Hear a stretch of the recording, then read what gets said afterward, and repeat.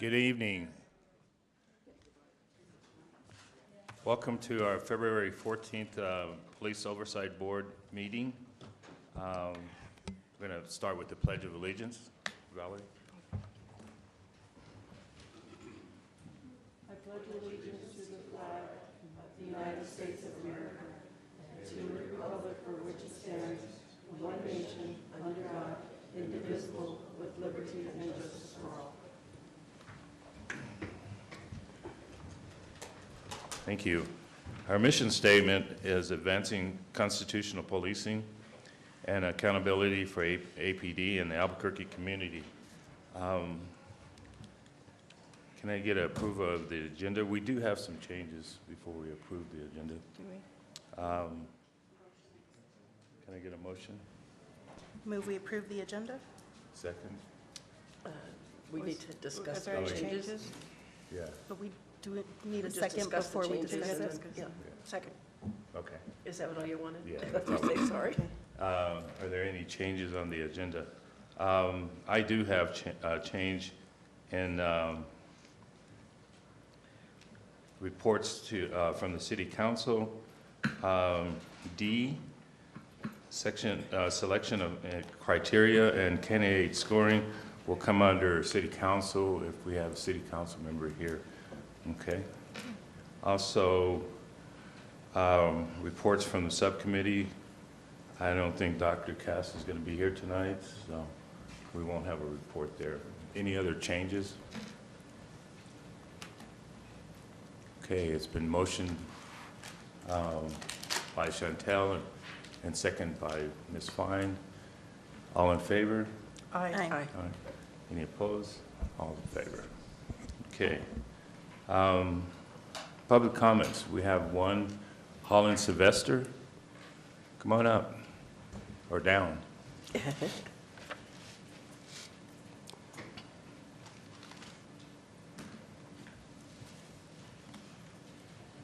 Welcome, welcome. Thank you. Good afternoon, ladies and gentlemen.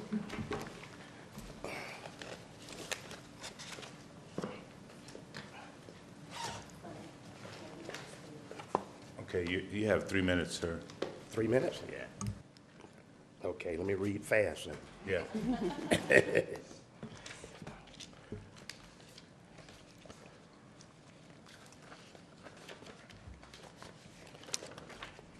On March 12, 2016, I was violently attacked at the Caravan nightclub, at which time I was rushed out without any medical attention. I tried to re-enter to speak with the manager to find out who sucker punched me for no reason at all. I proceeded to the VA hospital to get my lip stitched, where the Albuquerque Police Department came to the emergency room. While standing bedside, I told the officers that this was a racial and a hate crime.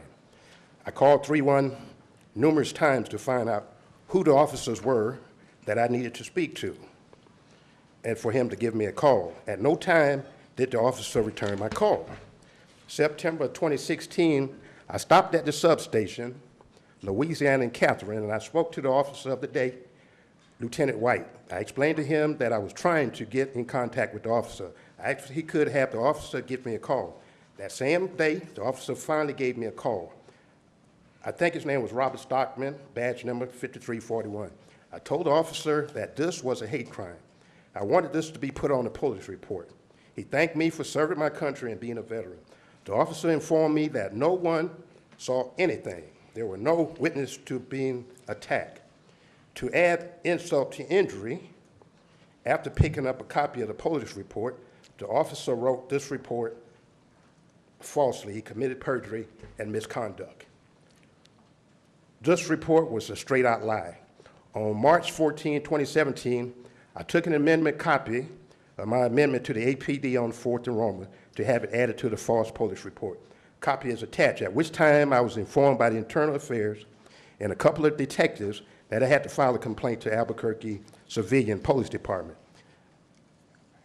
I had my front tooth knocked out since 2016. At that time, August of 2016, my mother fell and broke her hip. December 16, 2016, my mother passed away. So I was dealing with a lot.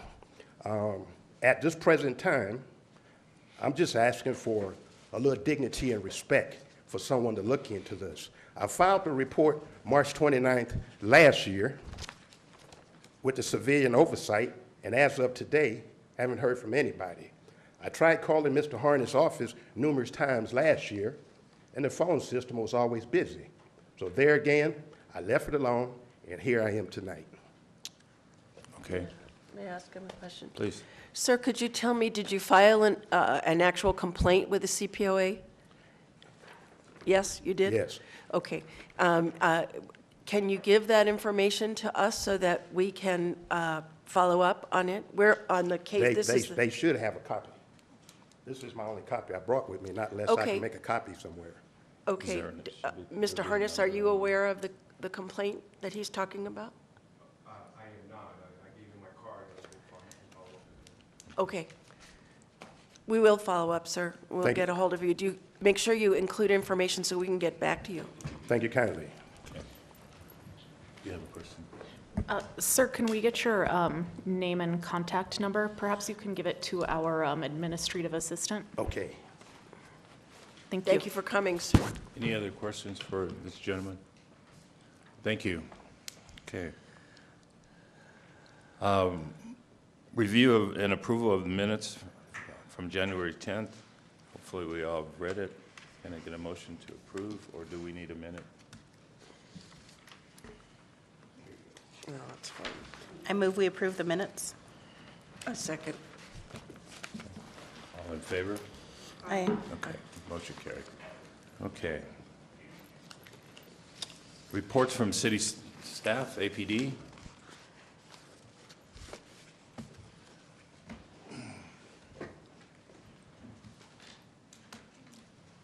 Good evening, Chairman Waits and members Good of the board. I'm Commander Velarde at the Albuquerque Police Department from Internal Affairs. For the month of January, it appears that dispatch calls for service for this month are 41,959. It's an increase of 1,548 from this time last year. We've done 6 internal affairs investigations in the month of January. For EIRS, we've had 50 alerts distributed. Pending IA cases for the month of January, there's 19. IA cases open in the month of January, there's 13. As you can see, we're very busy. Okay. Any questions for? When are we going to get a report of the accidents? We haven't had a report in 3 or 4 months. You're talking about for the Traffic officer-involved accidents crashes? involving Yes. police officers. Yeah. I can look into it. So the traffic division actually is handling that report now, and I'll find out from them. Okay, Okay. appreciate that. You're very welcome. Thank Is you. there, I'm sorry, excuse me, may I? Go ahead. Is there a way to include that information, just kind of a running total, and then get a report quarterly or however that's going to happen? But can we include that on this report? It used to be on this report. I think quarterly is a better way to track it. I can definitely have that conversation, though. Thank Okay. you. You're very welcome. Appreciate it. Thank you. We don't have anyone from city council? Okay. Isn't that who was going to do the selection criteria and Yeah. scoring? No one from the city council? Okay. Mayor's office. Mr. Lewis.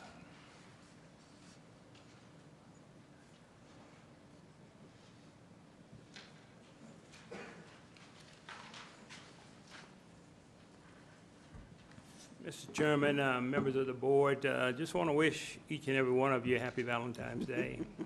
And just give you a little update on a couple of activities that's been going on. Last Friday, I had an opportunity to meet with Pastor Benford, who's the president of the Ministerial Fellowship and Vicinity. And we also met with Bishop Cooper, who is the vice president. And we met with Pastor Darnell Smith, who is the head of the Baptist ministers. And we're talking about engaging them in education and training and community watch, crime prevention by environmental design. So they were very receptive to that. We're in the process of setting up a meeting that they can meet with Chief Geyer and some of the folks from the Compliance Bureau to get an update on CASA. So they are looking forward to, they gave me some dates and times, so we're working with the chief to see if we can set up that meeting so that we can go ahead and bring them in so they can start having some dialogue. In addition to that, I believe some of the Compliance Bureau has been going out and getting engaged with some of the organizations like Kiwanis and talking about what's going on with CASA. So we are educating, and they're going around to all the CPCs as well, the Compliance Bureau. Mr. Chair, members of the board, that completes my report. If there's any questions at this point. Any questions? Happy Valentine's Day to you, sir. Thank you very much. Mr. Lewis, if at all possible, could you include me in that meeting? Okay, If you don't mind? I will definitely do that. Okay, thank Okay. you. Okay. City Attorney?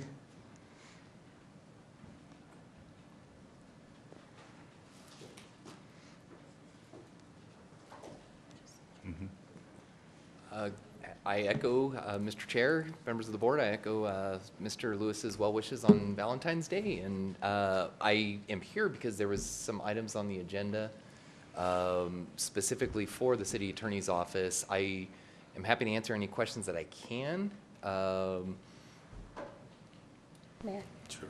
I think that those were mistakenly placed under city attorney's office. I was going to say this should be for the council, but, They are. okay. They are, well, but thank you. Any other questions I can help y'all with No. tonight? Okay, well, thank you very much, and I Thank hope you. y'all have a safe evening. Thank you. Thank you. Thank you. Okay. We will go to City Council. Mr. Julian.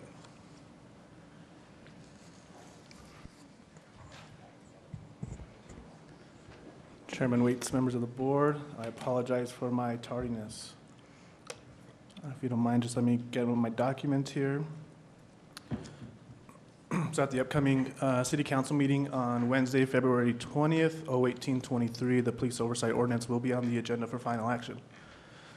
I don't have this in the notes, and I just got this information on my way down here. But the plan from Council President Clarissa Pena is to move this item up to the front of the agenda to be heard before general public comments and be towards the front of the agenda to take public comments. They're going to hear public comments. Councilors can comment and ask any questions as well. And then the plan is to defer that bill to the following council meeting, which would be Monday, March 4th. At the Monday, March 4th meeting, Council President Pena wants to do the same thing. Move the bill to the front of the agenda, open up for public comments, take it, have councilors comment and ask any sort of questions again.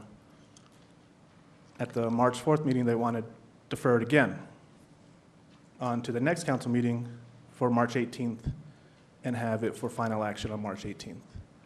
And that is the replacement, the additional people to be named? Is that what you're talking about? Chairman Waits, Board Member Fine, no, this is for The the ordinance. the ordinance, yes. Oh, okay. All right, all right. I just was confused. Sorry. No problem.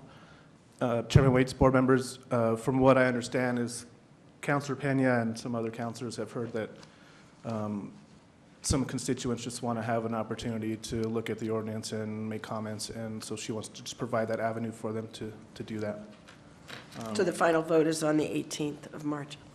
Yes. It's a good idea. And Julian, thank you for that, because I think that our attorney sent a letter over to city council when it was at the FGO saying, hey, we won't be able to meet beforehand. So we appreciate the opportunity to look at this again and submit our comments as well. So thank you, and thank you to Councilor Pena. No problem. I'll pass that along. Kind of with that, too, I did want to, as it's kind of going to full council and kind of coming down the home stretch, granted it's a little bit, you know, be the second meeting in March, I did want to thank the board members and CPOA staff for their time, effort, and commitment to this process. I know it could be difficult at times, and I know that we added 2 study sessions, 3 to 4 committee meetings, and now it's going to be another 3 city council meetings to your already busy schedules. And so I just wanted to thank you guys for your time, effort, and commitment to that. also at the meeting on the 20th, February 20th, next Wednesday, for final actions will be the OCs 25, 26, and 27. That are the appointments of Mr. Christopher Cedillo, Ms. Tara Armijo Pruitt, and Mr. Lamont Davis to the Police Oversight Board. On Tuesday afternoon, our office director, Stephanie Yada, sent an email to the board, kind of just with a thorough explanation of the appointment process that we've used. I think that letter is a pretty good explainer, but obviously I'm here to answer any questions that I can. And with that, I stand for questions. I have a question. So I'm, Ms. Galloway and I have switched seats, chairmanships of Personnel and Outreach. So now I'm the chair of Outreach and she's the chair of Personnel. Okay. So, so it's, I just want that for the record, and I did respond to Ms. Yara thanking her for that, for her letter and clarifying the process. Our understanding, and I think this is a little confusing for us, was that we were going to get a chance to have conversations with the candidates to make sure that they were aware of how much time is involved in being a volunteer on this, and what kind of workload they would be carrying. And we thought we would have a time to do that before they were confirmed. Was that a mistake on my part? Was it your expectation that we were going to get to do that before they committed? I think that's what we were trying to do, and it doesn't seem now, with it being the 20th, which is in 6 days, that there would be enough time to actually make them aware of this, not like any other volunteer gig you've ever done scenario. So I wondered if you could help me understand where we miscommunicated there, because I think it would help in the future. Chairman Waits, Board Member Fine, did you want me to wait? Step in if you want. No.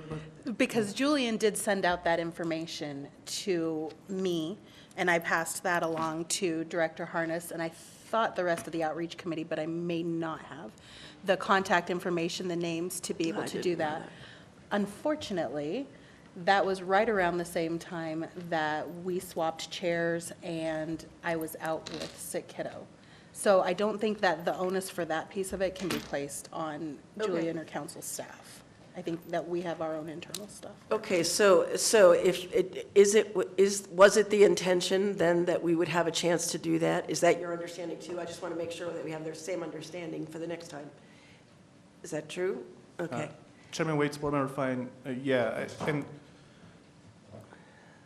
I think with this process, it's been a little out of whack, you know.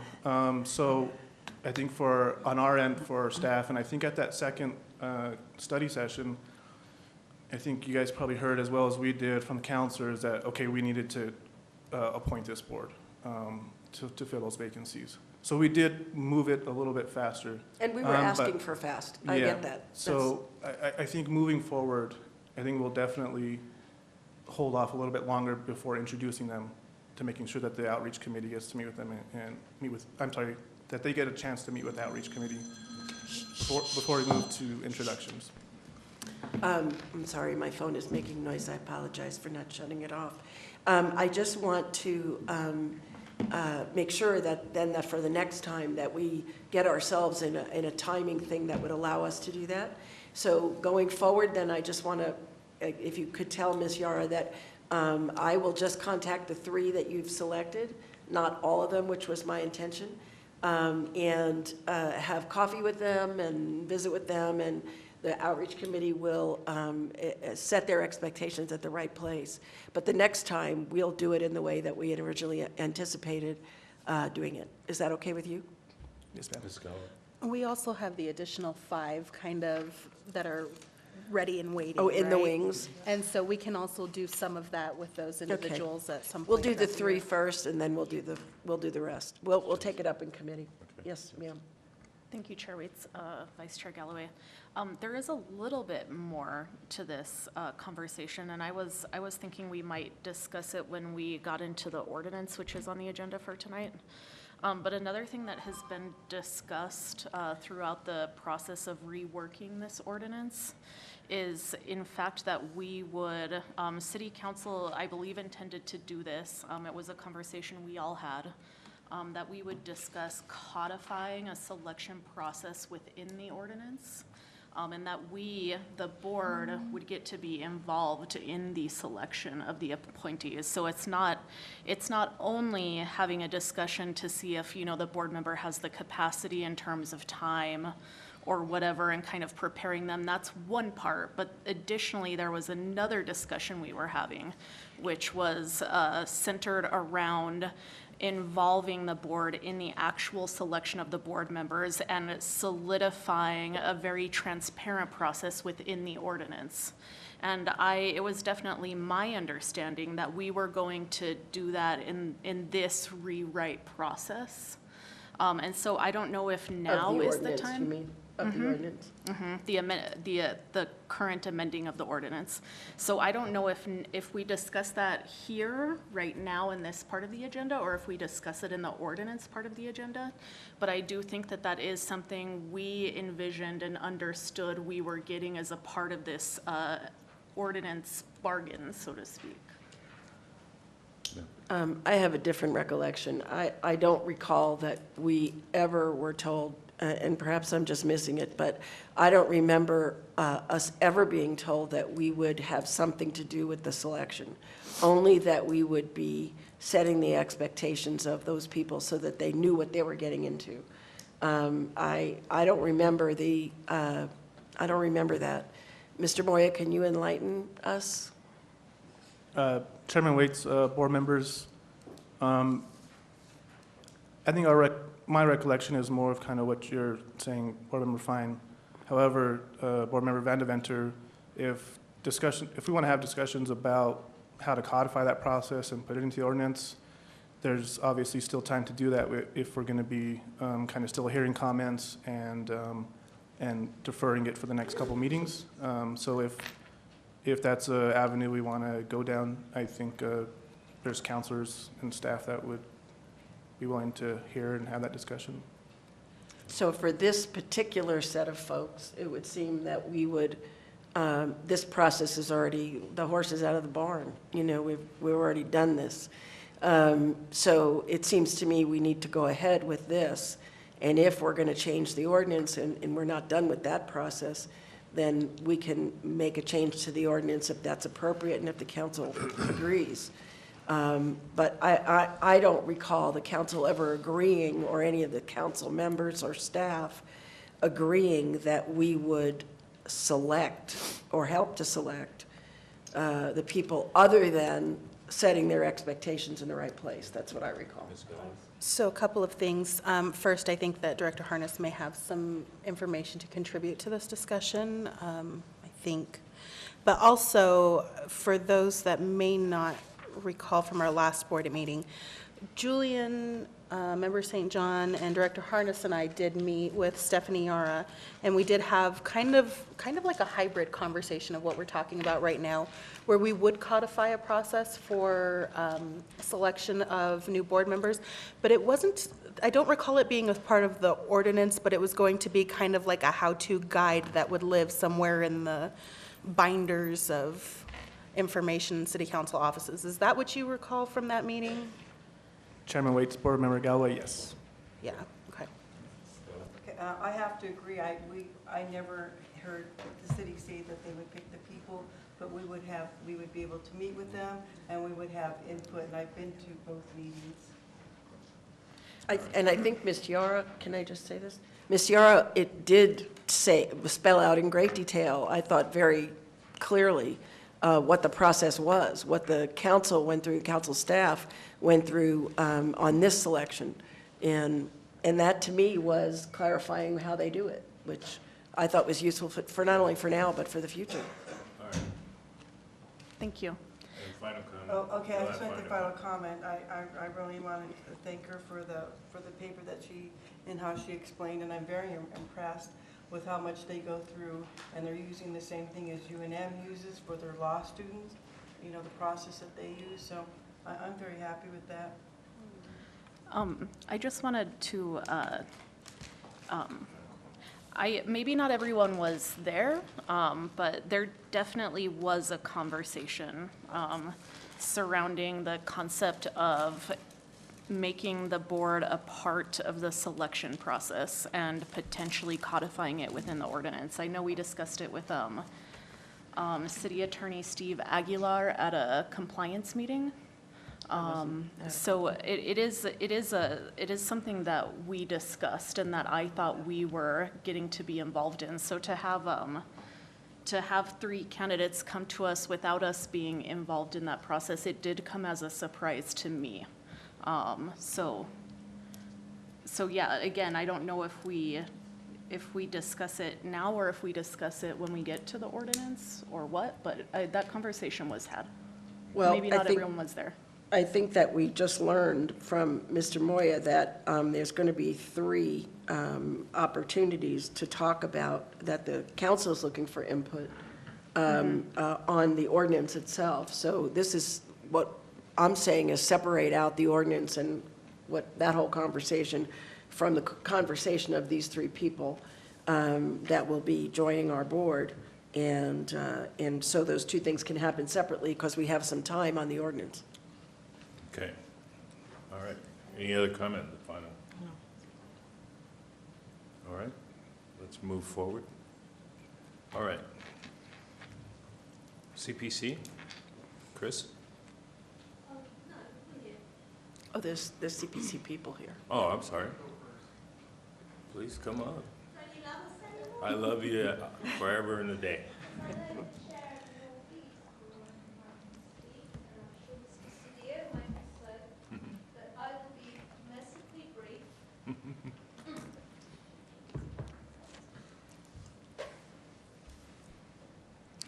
President Waits, members of the board, this is the first time I've actually done this. Happy Valentine's Day. And for the ladies, happy Galentine's Day yesterday, which I personally think is a lot of rubbish, but there you go. I have a couple of things that my other voting members, my compadres, are concerned with. And I know some CPC members feel differently, but we're coming up with the new CPA, and actually this will affect you too, the new Citizen Police Academy. And we did put through a recommendation, and it was acted on, that you guys, the POB, and us would get a short and abbreviated version. And I don't know if it's in the works, but I spoke to Anna Erickson the other day, who coordinates the CPA for APD. And I asked her about it. She said, oh, no, I don't think we're going to be doing that anymore. And I'm like, no, yeah, you will be, because it was a recommendation that was acted on. I will lose 4 members if they have to go 2 nights a week for 3 months. As a matter of fact, we're interviewing a 5th this week, and I know that she won't want to be in it if she has to go 2 nights a week for 3 months. So something needs to get worked out.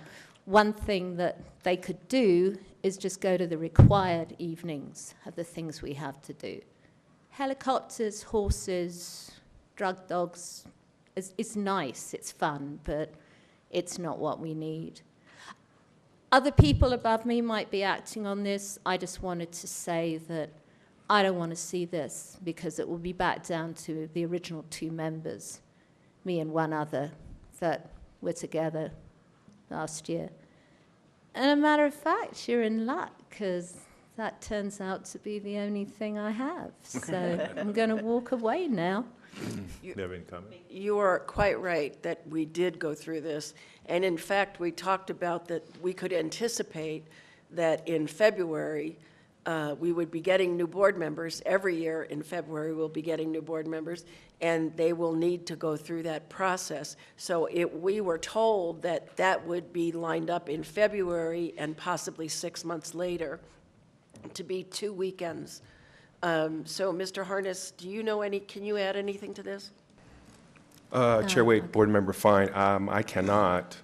I know in the rewrite of the ordinance, the contemplation is that the Citizens Police Academy, which was 2 weekends, 2 days, was considered to be shortened even more than that.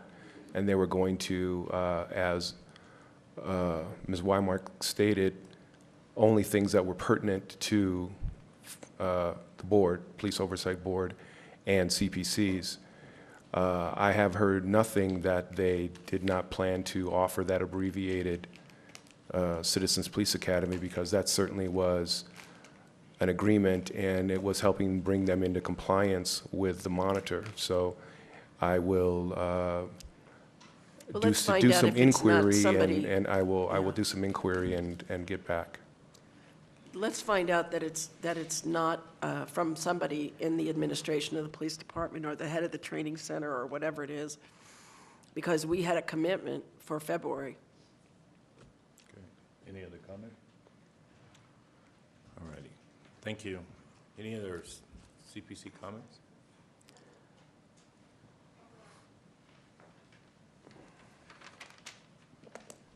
Good evening, Chair Wade, Welcome, board Chris. members. I guess I better continue the tradition and say Happy Valentine's Day, even though I already said it. Happy Valentine's Day, Chris. Thank you. The CPC's held a strategic review, vision, and planning statement meeting on January 26th. It was well attended. Board member St. John was there.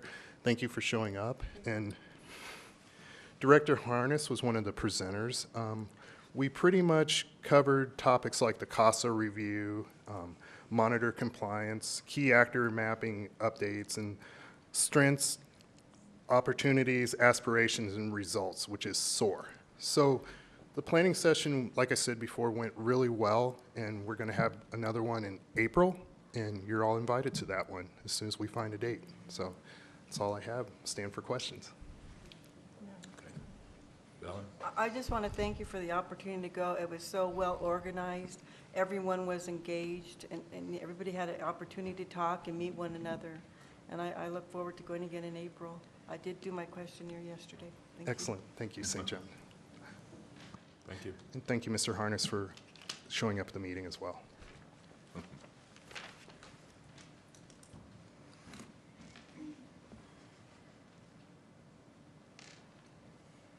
Hello, happy Valentine's Day, You too. Chairman Waits and board members. My name is Vicki Williams. I am the chair of the Northeast CPC. And we had our meeting on Tuesday night, and just one of the things that, to reiterate what Chris said, we're looking at more collaborative work focuses for the CPCs instead of doing one thing 6 different times. What can we coordinate as far as having specific guidelines for all of the CPCs? One of the things that we did vote on Tuesday night was to start staggering our monthly meetings. And this would give us an opportunity to reach out to additional members and additional venues in the community, because we feel like the meetings that we're having now, we have a lot of the same individuals, and we have maybe 20 to 50 people depending on the speaker. And so we didn't really feel like we were reaching out to the whole Northeast Area Command. And so what we're going to be doing on those off months when we don't have the monthly meeting is we're going to be looking at different venues to where we are reaching out more to the community rather than having the community come to us. So that was just something that I wanted to let you know. Thank Okay, you. thank you. Any other comment? CPCs? Okay. APOA? That's, Doesn't No. look like anybody's here. no one there. Mr. Harness, CPOA. Chair Waits, honorable board, happy Valentine's Day.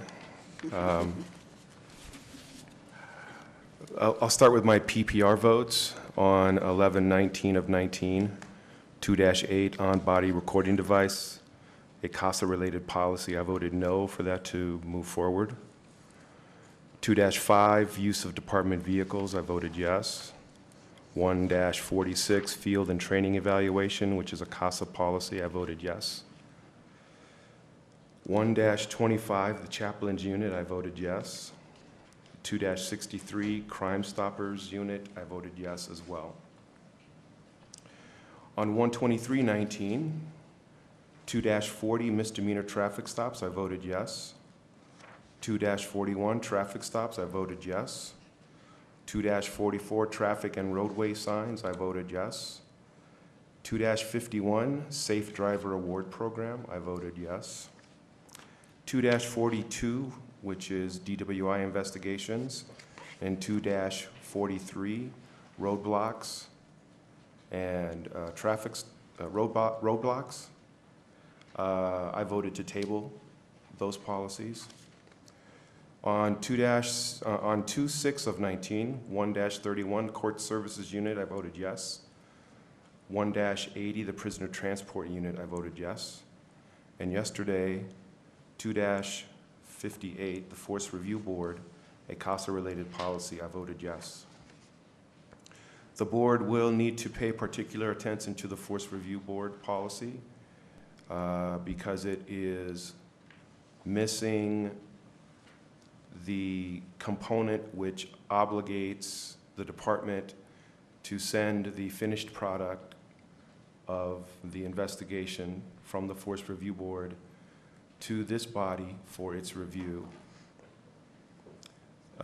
Based upon the agreement that we reached in May of 2016, the process is that serious use of force, which will become level 3, and officer-involved shootings will come to you after it's a finished product from the department, and that finished product is after it goes through the Force Review Board.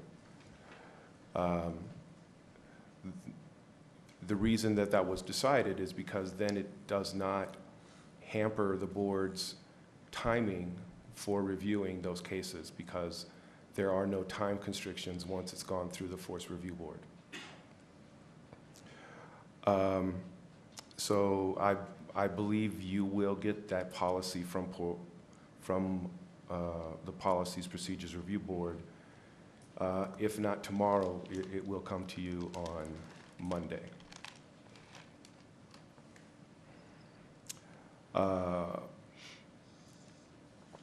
I've attempted to set up your firearm simulation training, but apparently that equipment is down and it is not functioning. So as soon as that is up and running, I will set up your annual firearm simulation training. On 2/19/18, I did respond to the death in custody scene at Fruit and Edith and received the admin briefing. The next set of monitor site visits is scheduled for May 20th through May 24th. We have the CASA ordinance policies and procedure slides, the PowerPoint training that was done by Attorney Gooch. We have it available on, we have the slides available and we have the audio available that accompanies those slides for those that need to see that training. The use of force curriculum is in development. The goal is to have it completed by, the goal is to have it approved by the 31st of May by the monitor. There are a few board members that I still need ride-along updates. ISR now has all of the data on civilian complaints from 2011 through 2018, although APD advises that the data prior to 2015 is unreliable. In your packet, you have our budget expenditures for fiscal year 2019 through December, I believe.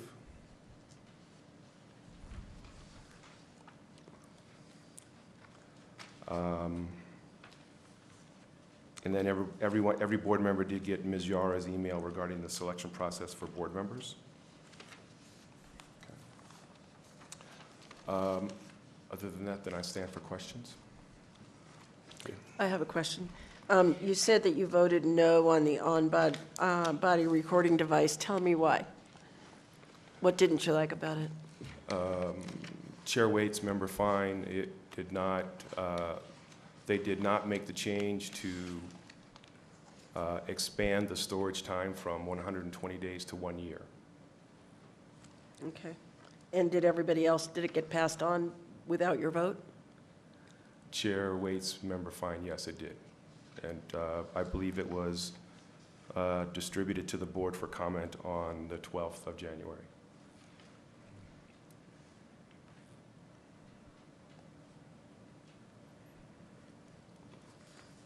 Thank you. Any other questions? Chantal? Valerie? Valerie, do you have any questions? Okay, thank you, Mr. Harness. Okay. All right, let's move on to reports from subcommittees. Community outreach, Ms. Fine? I have to look up the date. Do you know the date? Is it Tuesday the 26th? Our next meeting? Yes, Our next meeting will be Tuesday, the 26th. All of our committee meetings are now going to be held in the basement of the Plaza del Sol building, and that outreach meeting is at 1 o'clock. Isn't that right? It's 1 o'clock. At our last meeting, I was elected chair, so that was news. In addition to that, we had a conversation about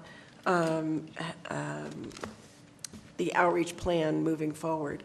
I also serve on the case review committee, and I'm not sure what I'm going to report to you. If it's somewhere, it has 1 foot in outreach and another foot in case review. So I want to share that information with you. From the case review committee, we looked at the case of the 7-year-old girl with bloody underwear that everybody's read about in the paper. And also, we know about the case with Victoria Martins and Omar Varela. And in the case review committee, we talked about not only going through those cases and as inspired by the 7-year-old case, the more recent one, but to also have a meeting with the chief, our whole committee to have a meeting with the chief and Mr. Harness, and as it turns out, Ms. Martinez was able to join us as well from the Department of Justice. And so the other 2 committee members were not able to be there that day, but the purpose of our meeting was to have a conversation about overall these abuse cases. What are we learning? What is the department learning? What barriers are they facing? Being a consumer, just the general public who we represent. It is hard to listen to those terrible stories about children in harm's way, and yet, you know, it's not going to stop. They'll keep coming. And so we need to make sure that our systems are as hardwired as they can be. And so we met with the deputy chief, and Mr. Harness can tell you his name. I can't think of it right now. The commander of the Family Advocacy Center, who deals with all violent crime and is the commander of all violent crime for APD, and the lieutenant who is in charge of the Crimes Against Children unit. We had a really frank conversation about how important these types of cases are to the community because they're absolute innocence, the absolute innocence of children. And so we really wanted to hear from the police department and ask them direct questions of if they had studied these cases across the board and if they had learned anything.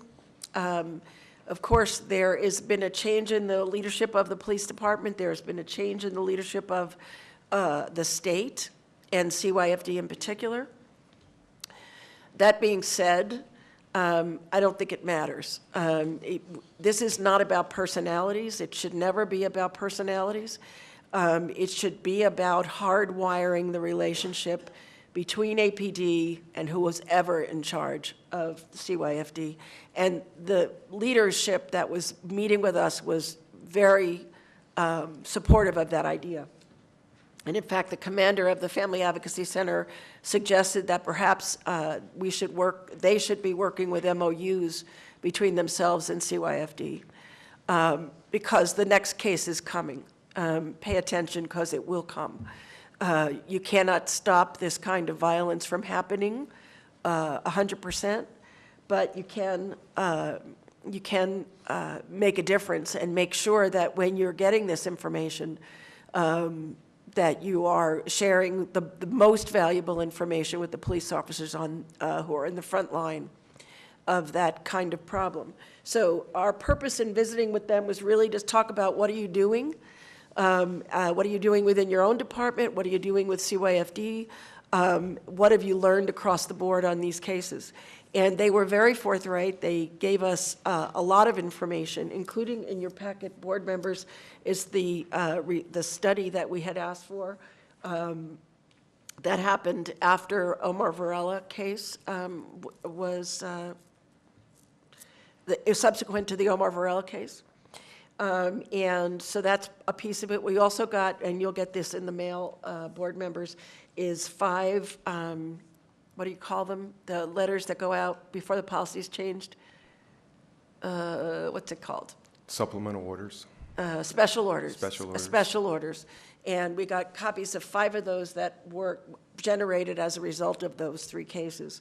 And you'll be getting those as well. And the reason we gave them to you now, and we'll give them the rest of it to you in the next few days, is because we have asked APD's lieutenant in charge of crimes against children to come and talk to this body about this and about the efforts that they're making. They feel very positive about the relationship that they and the conversations they are having with CYFD now.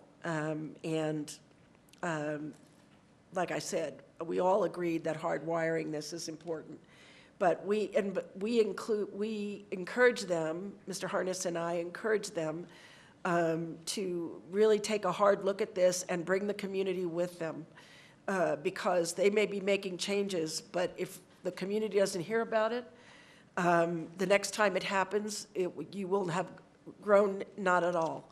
And so it's important that if they learn things, I'll give you an example. One of the things with the 7-year-old case that I thought was really telling was that the Real-Time Crime Center, which is a wonderful program that we have here.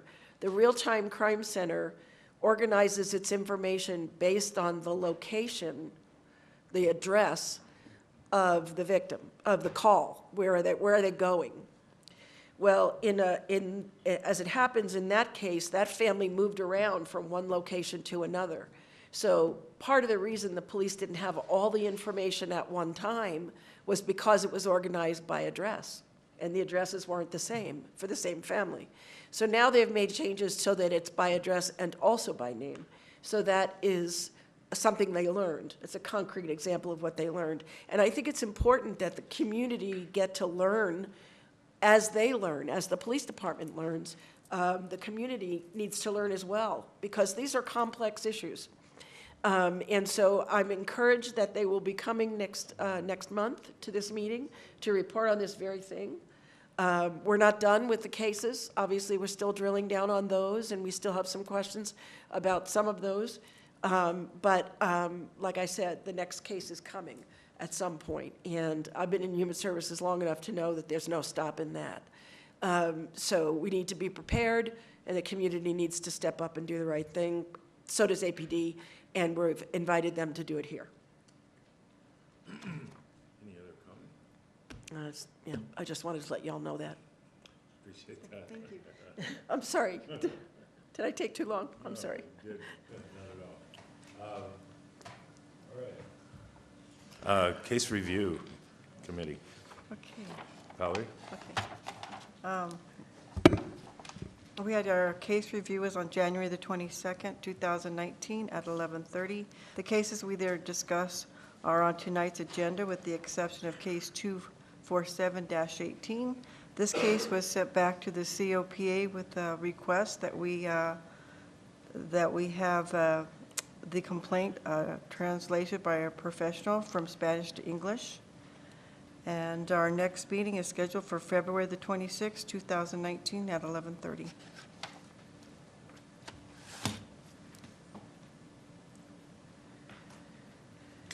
Okay. Any comments on, okay, great. Moving on to Personnel Subcommittee, Chantel. All right, so we last met on February 1st. In your board packets, there are a couple of pieces of information for you all. The first is the job description. That is the city's job description for the executive director of the CPOA. The Personnel Subcommittee does not recommend changing this in any way, shape, or form. So this piece of information is more an FYI so that everybody has it, okay?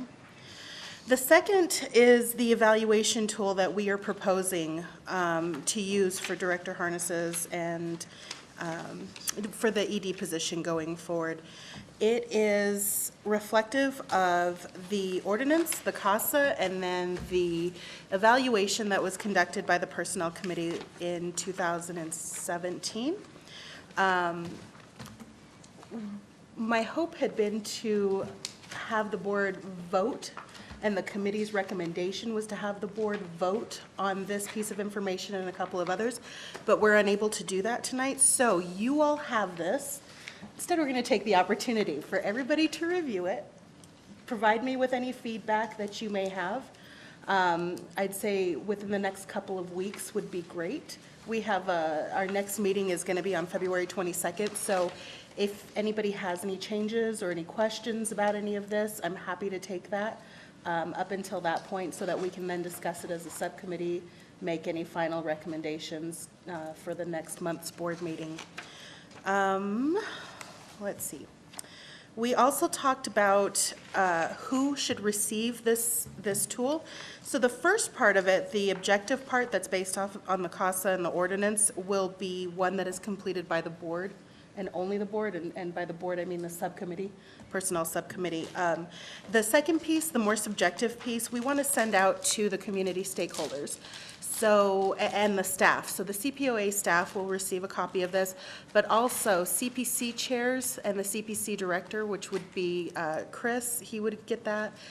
The DOJ's office, city attorney, city council staff, internal affairs commander, training academy commander, compliance bureau commander, chief of police, monitoring team. If there's anybody else that the board can think of, please feel free to shoot that my way also. We are hoping to use the SurveyMonkey tool. I highly recommend that we do this.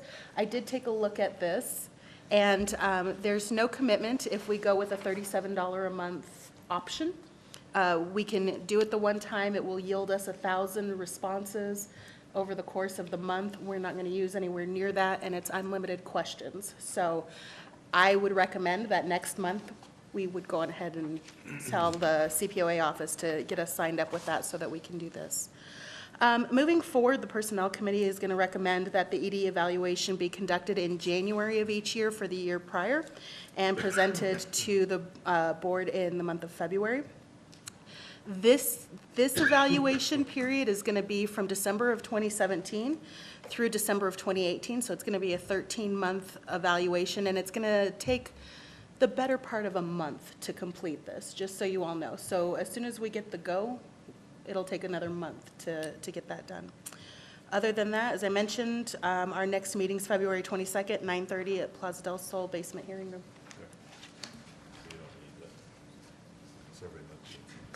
I don't, I have it. Board Member Galloway, are you recommending any motions on tonight's date? Unfortunately not. This is for you all to provide feedback. Okay, including didn't you just make a recommendation that we begin evaluating of January of every year? We will recommend that next month. Okay, thank you. Any other questions, comments? Thank you, You Ms. said the meeting's the 22nd at 9:30? I did. Okay, thank you all. We will now have our our first discussion on the 2017 annual report. I think this is it. Okay. Chair Waits, before you have the 2017 annual report. It has been to all the subcommittees, and we believe that it is a product ready to move to City Council.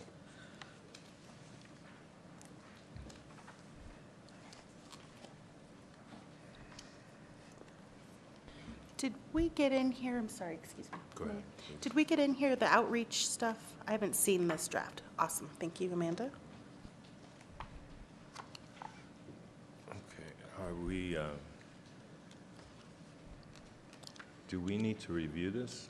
prior Yeah, to I that? think we can't do it here. Yeah, this So is, we need to, I think it's you well need to give put us a together. deadline. I would Um, actually suggest, Ms. Galloway, that you give us a deadline on the personnel stuff, on the instruments, give us a hard date, and if you'd send it out as a task to us, because if it doesn't have a deadline on it, it's, I'm not going to finish it. I need it on my calendar. It says, in 2 days, you're going to do this or else. Would you mind? If we can have any comments back on the evaluation tool by the 21st of February, which is going to be next Thursday, so it's 1 week, that would be great. Okay. Thank you. Mr. Harness, when are you going to present this to the city council? Chair Waits, I would be awaiting your approval to do so. Can we just get a week to look at Yeah. this and send? I need at least a week for this. How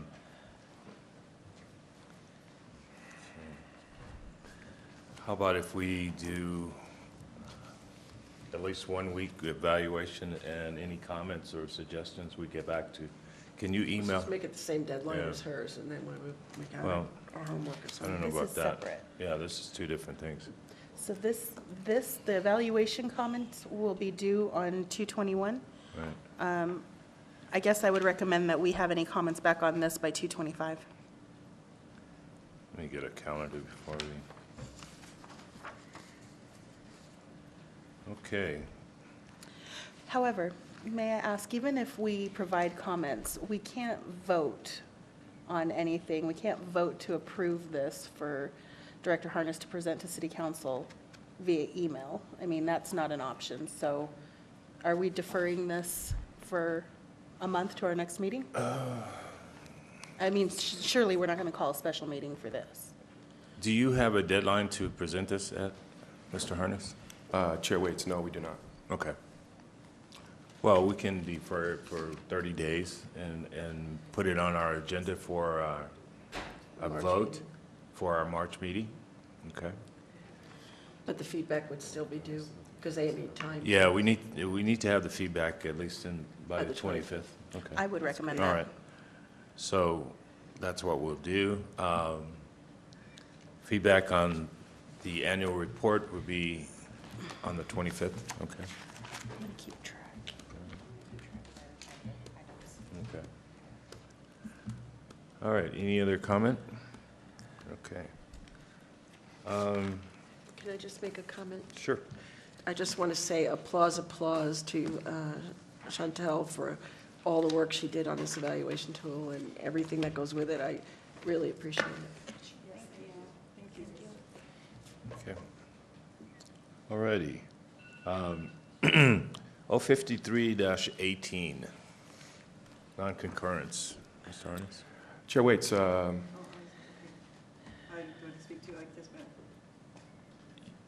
board received Chief Geyer's non-concurrence with the board's recommendations based upon the appeal hearing for Mr. Parsons.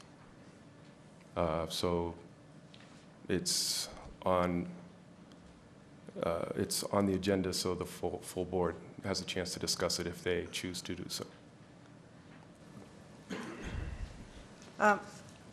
Okay, on this case, after reviewing the chief's letter, he had a couple of questions on how our report was, and I have not the opportunity to really go through this, nor has anybody else on the committee. So I would like to send this back to the case review committee so we can look at, all go together and look at the chief's letter and maybe make some recommendations?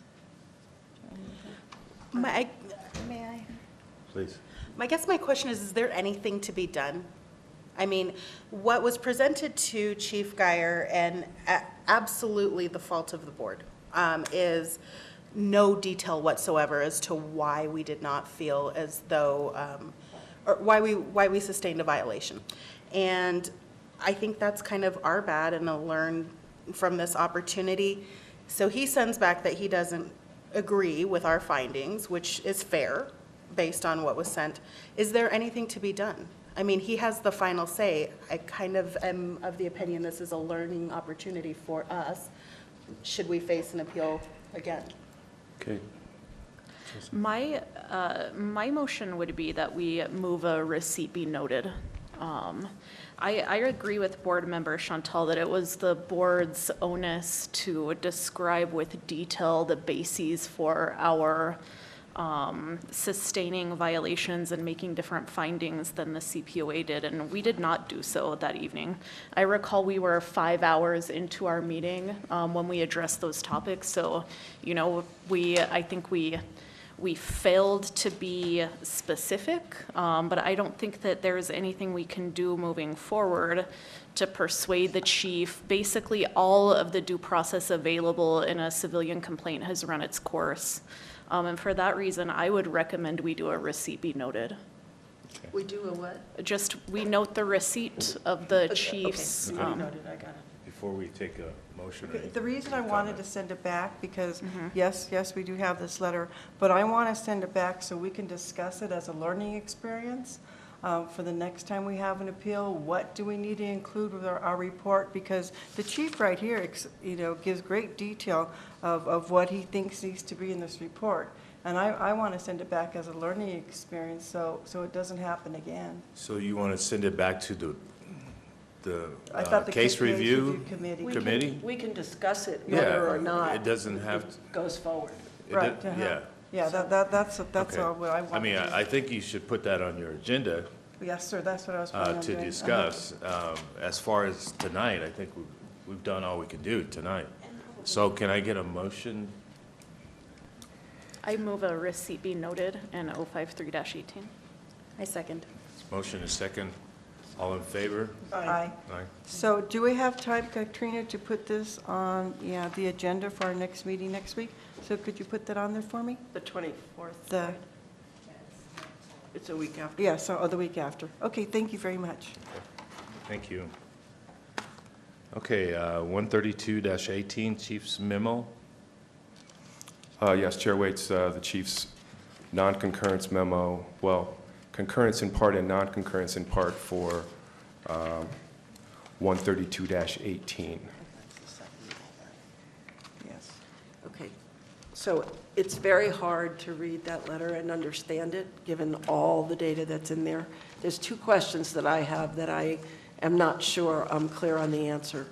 One is the RTCC information. There's some kind of policy that Mr. Larson brought up, Ms. Vandervenner brought up, about the information that's supposed to go to the officers. And I just described shortly before this about the address issue. Is that the reason that the RTCC issue is a non-issue in this case? Because they discovered this broken piece of it, and therefore the policy couldn't be followed? Is that correct? Chair Waits, Member Fine. There are two pieces to that.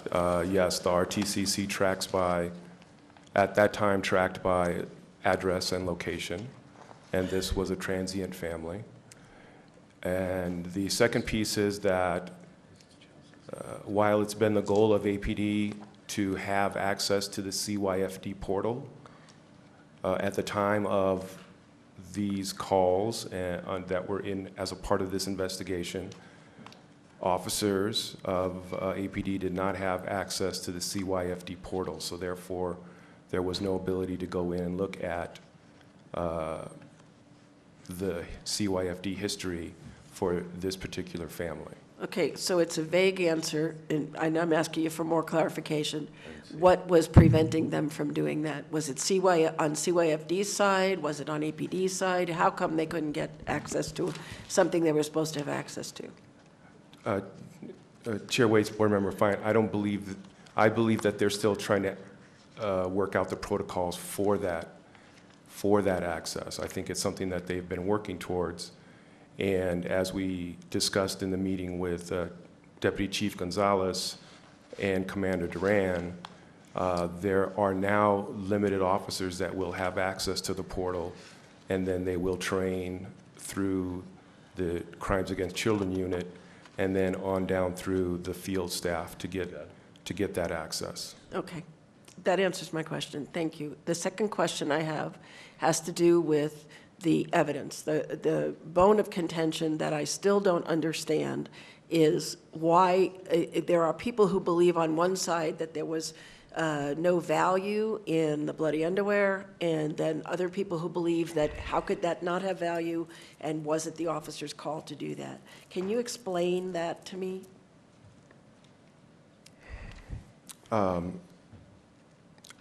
Chair Waits, Member Fine, on the date in question when officers were called to the school, this was 24 hours after the juvenile's clothes had been discarded and in the trash. The teacher who called recovered it from the trash. There was a cross dispatch of a CYFD investigator and an APD officer. The APD officer asked for assistance from the Crimes Against Children's unit, who went to the location of the youth and her parents, conducted a forensic interview, believed that there was no crime, so therefore the officer left the abandoned property at the school. What's the cross thing? What is that? That you said there was a That means that CYFD and APD both responded to the scene. At the same time? At the same time. And so CYFD didn't think it was necessary to keep it, and APD, both of them didn't think so? That And is can you tell correct. us why? Why did they think it wasn't? Because there was no reasonable suspicion for a crime having been committed. That's hard to swallow. I would like to make a motion that the board request a review of that investigation, because we have this memo, but when we review the memo, it is like, it's sort of opaque because it doesn't, it kind of says concur, non-concur, concur, not concur, but it's really difficult. It's like reading a list. Yeah, it's basically impossible to understand what is being concurred and what is not being concurred, and like what the issue is and what the reasoning is and what the facts are. It's just like there's It's really in no police code, information yeah. in the memo. So I just can't understand it without the file, and so I would like to move that we request the file so that we can try to answer some of those questions for ourselves, because I just can't tell based on the memo that we have what the thinking is at all. I think I'm willing to rely on the staff to share it with us. I just want to understand it, that's all. I don't understand it yet, Well, on this point. I guess my question is, do you have the file? Chair Waits, which file is Member Van de Venter referring to? I'm referring to the IA file that the chief was relying upon when drafting this memo, because I think the CPOA has already reviewed it, but I think for us to be able to review it, we have to have a separate motion, and that's what I'm proposing, so that we can look at it. Is it a motion? Mm-hmm, yeah. Okay. Can that be available, Mr. Harness? Chair Waits, I am not the records custodian for IA file, so that request has to go to the chief and have the record custodian grant that request. Okay. So I think that's what we're asking for. Is that possible? Or not possible? Well, the motion, Well, we're going to carry the motion through, but, Okay, I just want to make sure that It can be we done. have the opportunity to do that before we carry that motion through. So it's been motioned by Chelsea, I'm sorry, and second by I'll second. Chantel. It's been seconded by second. Chantel and Ms. Valley.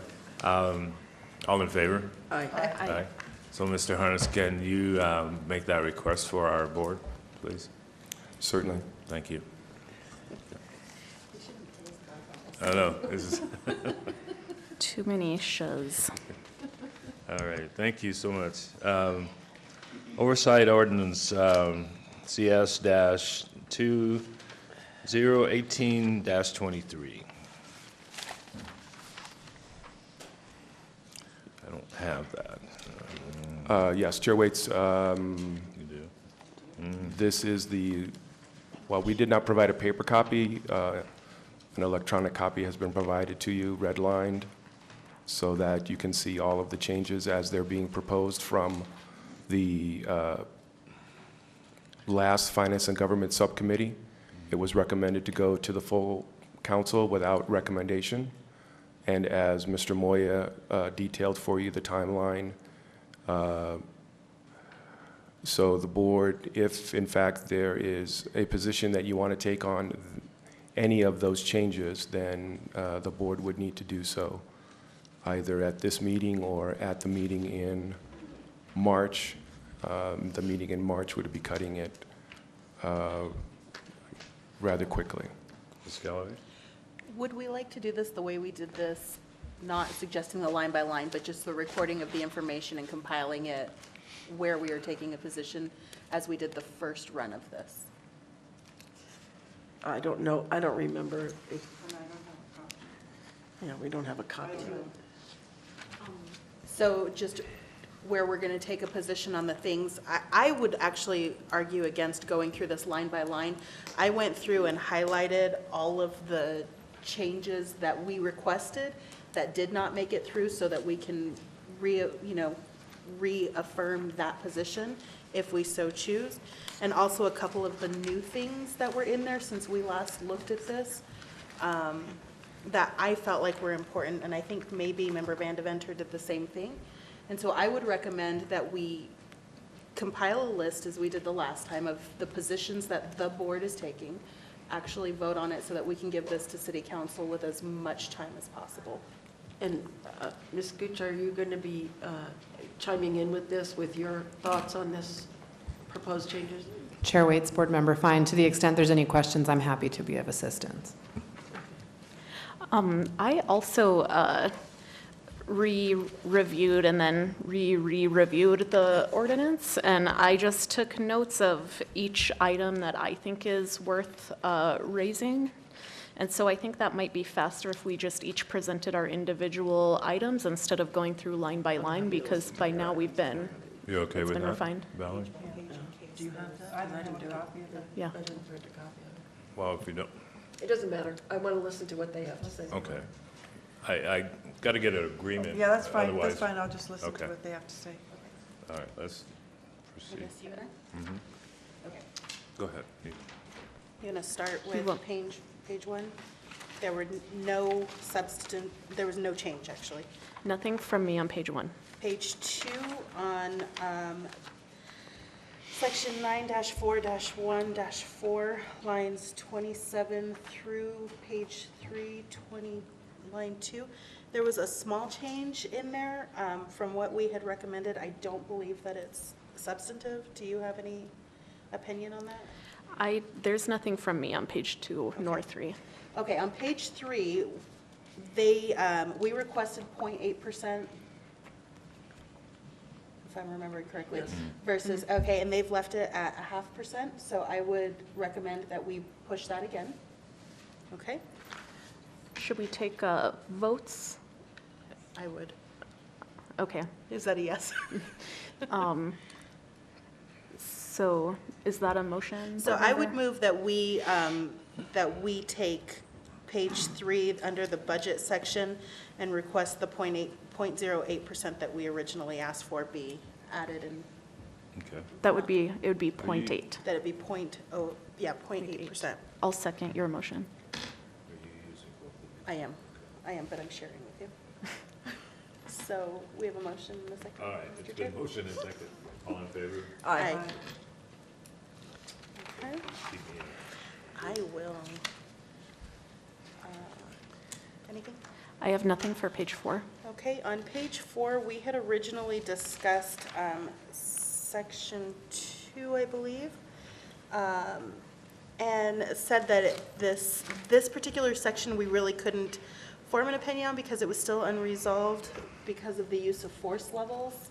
Apologies, this is going to be difficult, isn't it, because you don't see what I see. That's okay, just tell us. I So- studied it enough to know what you're Okay, talking about. so this says promotion of accountability and impartiality, and it talks about the CPOA shall also promote a spirit of impartiality in its review of civilian police conduct, is what's suggested, and shall ensure that officer conduct is reviewed on a case-by-case basis and judged fairly and objectively. They've struck the part that says unless evidence establishes otherwise, the CPOA shall ensure that the public is aware of the facts of an individual case and they're not necessarily on their own reflective of the department as a whole. We just said last time that it was an unresolved issue because we don't have the use of force levels in there to be able to complete those investigations, those use of force investigations. I don't know if you guys want to do anything or just leave it as that, but it didn't really reflect that point. That we Comment? Okay? I think we can Your leave that. recommendation is to just leave it alone? Kind of, I Alright. just kind of I noting would, that. I would agree with that. Okay. Page 5, there was a section, and I'm hoping that it will be changed. I'm hoping it was an oversight. The city council struck data including APD raw data. This is talking about what shall be provided to the board. They struck the piece that we would have access to the raw data, but then held us accountable to reporting to the raw data. So I'm hoping it's an oversight, but I would like to point that out to them again from the board's point of view, since it's Hold a on. section on us. Hold on 1 second, though. I think we did discuss that striking raw data here made sense because this is about case reviews Right, that's- and not about the policy, data, et cetera. Okay? And so, am I mistaken that, didn't we agree that we don't need raw data to review individual cases, and that's why it's not here, because this is the case review section? I think that sounds familiar to me. It doesn't sound familiar to me at all, but that's just no recollection, not an argument. The argument that we had is that when we're doing research, when we're studying trends, we need raw data that excludes identifiers for individual officers. And that's what the APOA was concerned with, and we agreed with them. We don't want that information anyway. Yeah, but so then the raw data showed up, the PII is definitely an issue also, but the raw data showed up in the amendments in 2 places. It showed up in the case review section, and then it showed up again in the policy data trends section.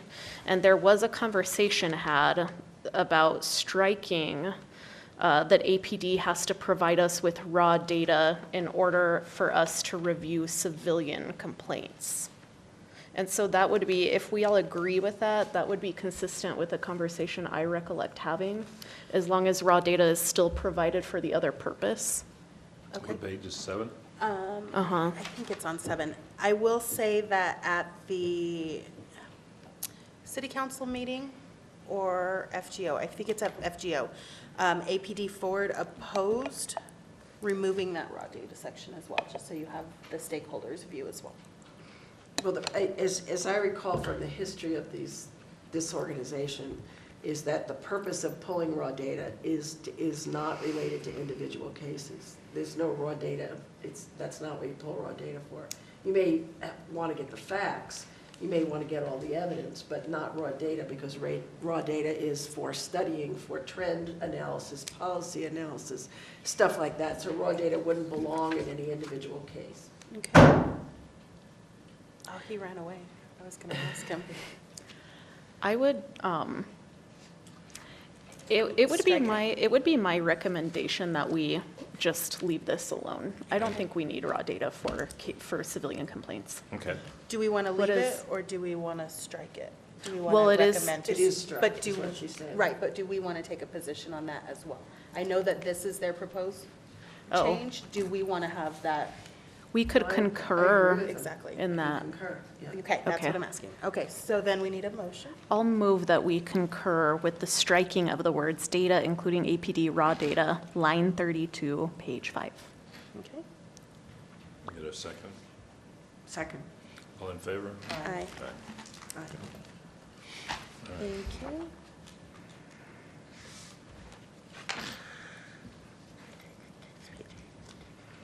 I had something on page 6. Okay. Okay. Information that is covered by Garrity will be treated as confidential to the extent permitted by law and may only be reviewed by members of the board by application in writing and by majority vote. I wonder if it might be worth adding some language here that allows the board to review the Garrity material gathered in the CPOA cases without a vote, because this whole section is thinking about IA cases that we review on APD's premises. But I'm wondering if it's necessary to do a rigmarole on for Garrity materials on civilian complaints, because those are, by and large, not serious and the complaints we have inside the agency have already been screened for criminality. And so it's just like a much lower level type of case.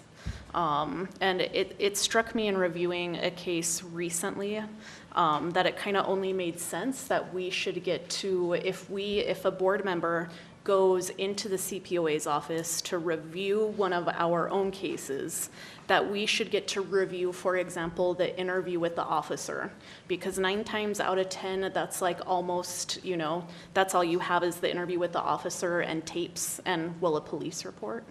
And I'm wondering if we should recommend language that allows us to review that material.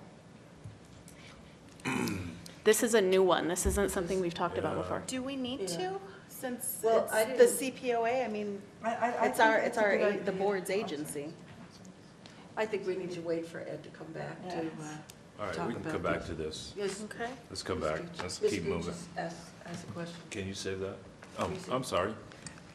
Chair Waits and Board Member Van Deventer, with regard to the prior vote that you all just took regarding the agreement, the concurrence of page 5, line 32, to omit the language, on page 6, since we're on page 6, lines 2 through 5 are the corresponding omission that shows up later in the ordinance. Just for clarity, the board may want to consider also concurring in removal of that definition on that page of those lines. 2 through 5? Yeah, so I'll make a motion that we, in addition to our last, or to complement our last motion, that we concur with the omissions of lines 2 through 5 on page 6 I regarding second. raw data. Okay, motion second. All in favor? Aye. Okay. Okay, then we want to save the item on page 6 until, Yeah, I Yeah. don't, yeah. I wanna- Let's keep moving because we'll, Be here all night. Yes. While it makes sense, while we're waiting for Mr. Harness to get back, I also would draw the board's attention to a change in the ordinance that was requested by the board, which was changing the POB to board that shows up consistently throughout. And I think that the board would maybe want to consider taking a position on that in light of it being a proposal that the board had presented to City Council that is now showing up in this amended draft. It was my understanding from reading it that they agreed with us on that. So, I'm sorry? Take a position on it? It's a suggestion or a possibility, if the board is so inclined, to take a position on that you all either are in a concurrence or Oh, I see. not To with concur that with their change. decision to support us. Yeah, I gotcha.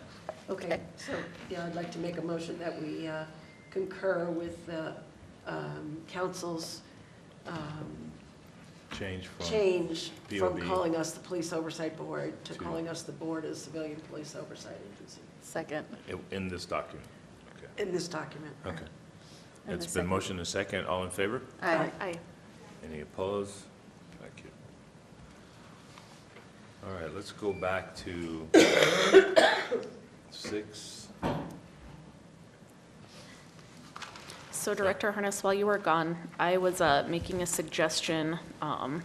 If you turn to page 6 of the ordinance, the Garrity section, my reading of this section is that this applies to, or this really contemplates IA investigations, where we would take a vote on Garrity and then go review the Garrity materials on APD premises.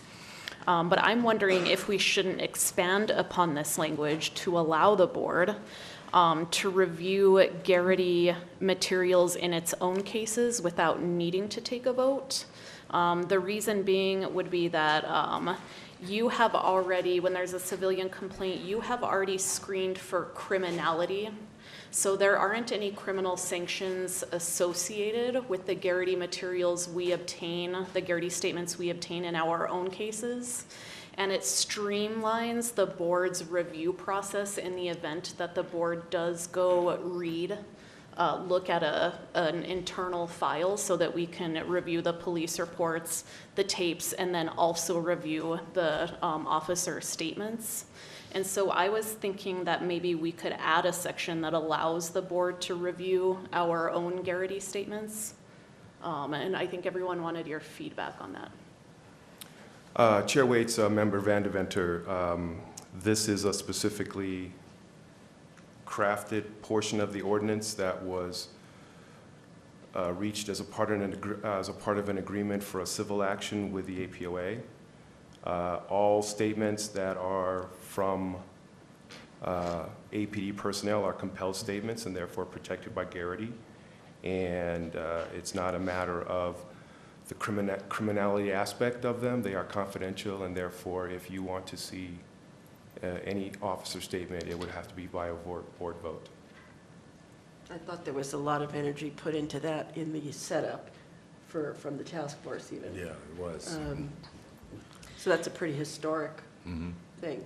Okay. Director Harness, are we not able to see those if we come in to review case files? We can't see those.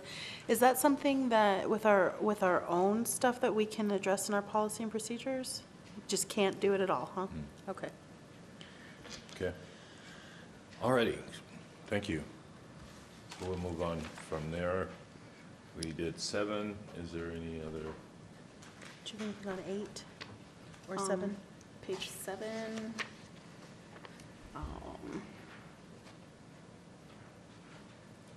What was I thinking here? I highlighted this for a reason. Give me 1 second.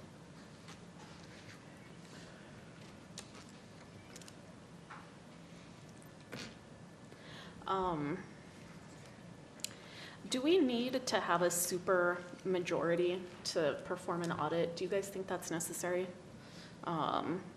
In order to audit, if the board wanted to audit any individual CPOA investigation, it has to be voted on by a 2/3 majority, a super majority. I was thinking we could propose changing that to a regular majority like everything else in the ordinance. I don't know why there would be such a high standard to review one of our own cases.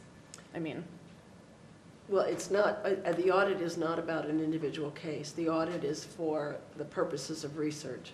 no, it's on an individual case. It says, by a vote of 2/3 of the members of the board perform an audit or direct that an audit be performed on any individual CPOA investigation completed by the administrative office. Can you add some light to that, Mr. Harness? I thought the audit function was a research thing. I'm sorry, what page is it again, the audit? 7. Page 7? I'm sorry, okay, I was ahead. I believe that, I'm sorry, Chair Waits, Member Fine. I believe the audit, access to the majority vote, perform an annual audit, or direct an audit to be performed on a random sample of 10% of individual civilian police complaints investigations involving allegations of use of force, or in exceptional circumstances for the purposes of promoting enhanced measure of quality assurance in the most challenging cases.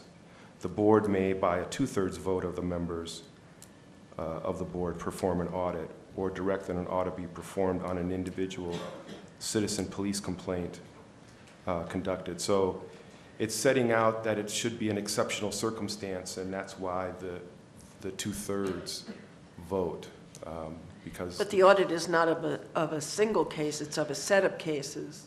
in Isn't an that correct? exceptional circumstance, as it's described in the ordinance, it doesn't define what the exceptional circumstance would be, but there is the ability to audit an individual case by 2/3 majority vote. Yeah, I don't have a problem with it being exceptional circumstances anyway, so 2/3 doesn't bother me. Could you go ahead and repeat what your suggestion was again? Oh, my suggestion would just be that it be a regular majority vote, like in the rest of the ordinance, but that's it. That's the whole suggestion. Okay. Any other comment? I have no problem with it just be a regular majority vote. Do you have a problem with it being a 2/3 vote? Well, I think that's kind of high, excuse me. That's kind of, high amount of people, but a regular majority, I think is more obtainable. Well, a regular majority would be 5 votes, a 2/3 majority would be 6 votes if we are Yeah, a full so board. one vote difference. Just one, yeah, Vote Oh. different, so. yeah. Okay. So Any other comment?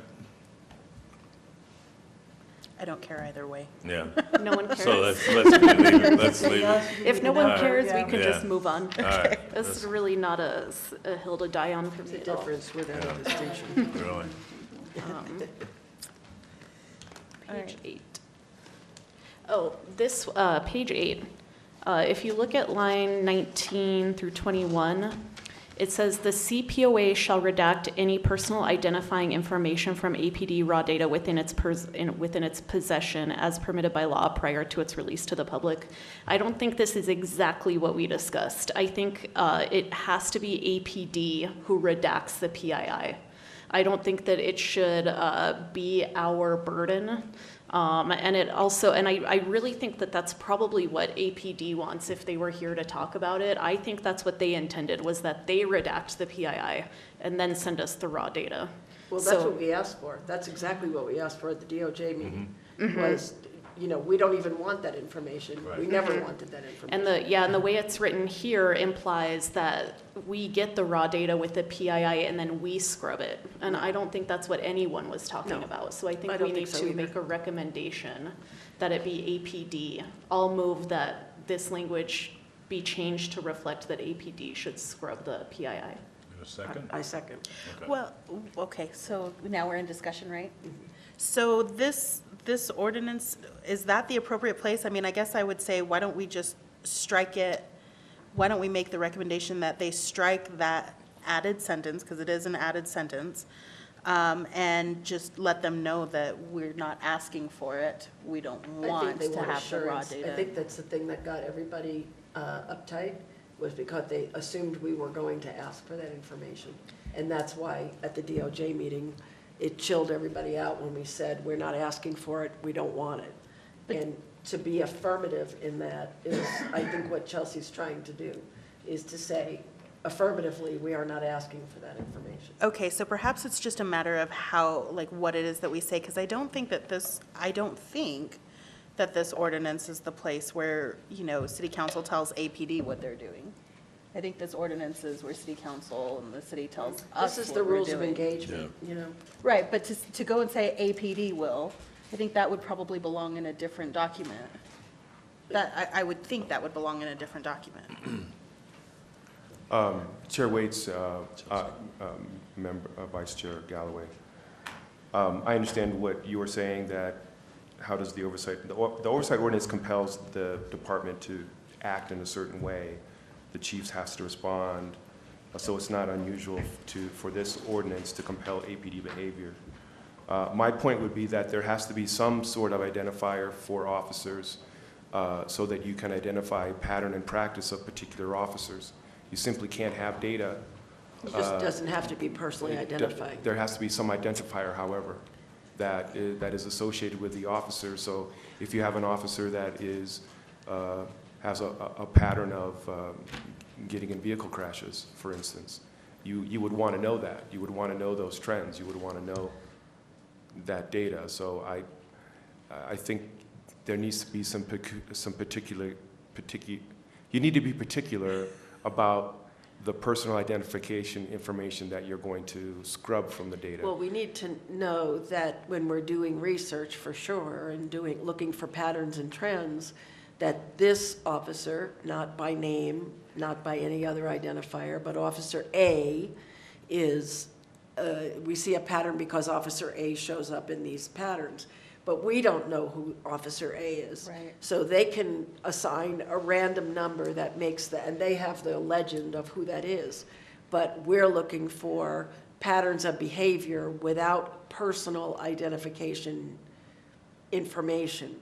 Just a way to separate and to look for patterns within, employees within the police department. Right. Do you have a recommendation on how to word that? I would think that it should at a minimum contain their man number so that they're identified. We wouldn't know who that was anyway. You wouldn't know who it is, but then you have a way to trace back to an officer if Or we can give the necessary. information to But the you chief can to see do that there's, if it's 11111 and you see it repeatedly, then you know that this is one particular officer. And I think what is available is the man number that. Does anyone outside of APD have access to the man number? It's public information when asked for, when officers are ask for the information when they engage with the public. I think we should point out the problem and not solve it for them. I think we should point out the problem. Well, I would also, that could work. I would also just highlight the fact that, you know, if the language is left like this, then the burden is going to be on us to do all of that scrubbing. And I just wonder if we have the resources for that, because we're not the custodians of this information. So that adds like one logistical difficulty. And then on top, I mean, we're gonna get like thousands and thousands of pages of stuff that's not in our own database where we can easily code to scrub out. And so we would have to like send this data to someone else and pay for them to scrub it. You know what I mean? It would be so much easier for APD to do it. Well, And I don't think APD wants us to have that information. And under what circumstances would we release this raw data to the public anyway? We wouldn't. All right, so again, like, does this sentence need to be in here? Because it says, in its possession is permitted by law prior to its release to the public. Well, yeah. I think that the thing we're trying to, I'm sorry, did you want to say something? Chair Waits, Vice Chair Galloway, we certainly would have to respond to an IPRA request if in fact we had data. Okay. And if you're going to publish any sort of study or anything else, that data will be a part of that publication. So it will be released to the public. Got it. Okay. Okay, my question is, I think there's somebody has to speak up for the fact that individual officers, we are not looking for information on them. We are looking for patterns of behavior that are worthy of inspection, not necessarily identified to one human being or another. So this is a problem we may not be able to solve here. We have an obligation as a body to produce data that shows trends and issues of this sort, good trends and bad ones. And we need to do that without the identifying information of a particular police officer, and I don't blame APOA for wanting to do that. I don't know that we can solve this problem by us wording it. I think we need to convey the intent. So, okay, then what would be the statement that we would want to go before Well, I would City start with our Council? purpose statement, saying that we are asked by this ordinance to look for trends and look for, recommend, that we can use data that we can use to recommend policy changes, training changes, discipline changes, all of those things. And we need data to do that. We have to be able to to look for repeating patterns with particular officers without knowing who they are. POB is tasked with looking for trends, policy dinner. Wow. So something like, while we require data to fulfill our purpose, we are not interested. We agree that the APOA, the police officer has a right to privacy. You know, we're looking for data to present to APD. Well, we require And, the data necessary. But that's more of a redacted. We need to do that with respect to the officer. Necessary. I'm We sorry. require the data necessary. I think we identify the problem, not solve it. Okay. All right, I'll work on a thing and shoot it out via Ed to see if everybody's okay with that. This was the most encouraging part of our conversation at DOJ, because we really agreed with each other, you know, about that when we were talking to APOA. Okay. Are we gonna do some sort of motion on this? I think it's something that we're noting. We're not voting on a correction. We're identifying a problem. Chair Waits and Board Member Van Deventer, I believe that you all started the discussion after a motion was on the floor and a second of that motion. It was, yeah, you're right. Okay. Oh. All right, there was a motion on the floor and a second. Can't remember who seconded it. There was a motion on the floor. I couldn't remember who seconded. I had line, all I had was line 19 through 21, and then they went into this. All right. I made a motion, and then someone seconded it, and then Chantal opened up Okay. the discussion. Oh, yeah. So should we Oh, yeah. vote on it? All in favor? What is, The motion is to change that line item. CPOA should be APD shall Yeah, Yeah, redact. exactly. That was the motion. I think that's a really good solution, so I'm gonna vote in favor of my motion. But what you guys want Yeah. to do is up to you. I agree with that. We yeah. can do a tandem thing too. We can make that motion so that it gets it off of our responsibility and then say, look, we may not have the right answer here, well, we but. still have to be able to see a repeating pattern with a person. So telling them they have to scrub the data doesn't solve the problem, Right. is what I'm saying. All right. All in favor? I, All right. I don't Okay. even know anymore. No, no. Let's move on to the next one. Okay, but just so I know, I'm going to send something out to you guys, right? Like, everybody's in favor of that idea, like coming up with a statement to say to them, we Yeah, don't I would have the define the solution. problem and Right. say, our concern is this, figure out Okay, how to say it. all right, I'll figure that out.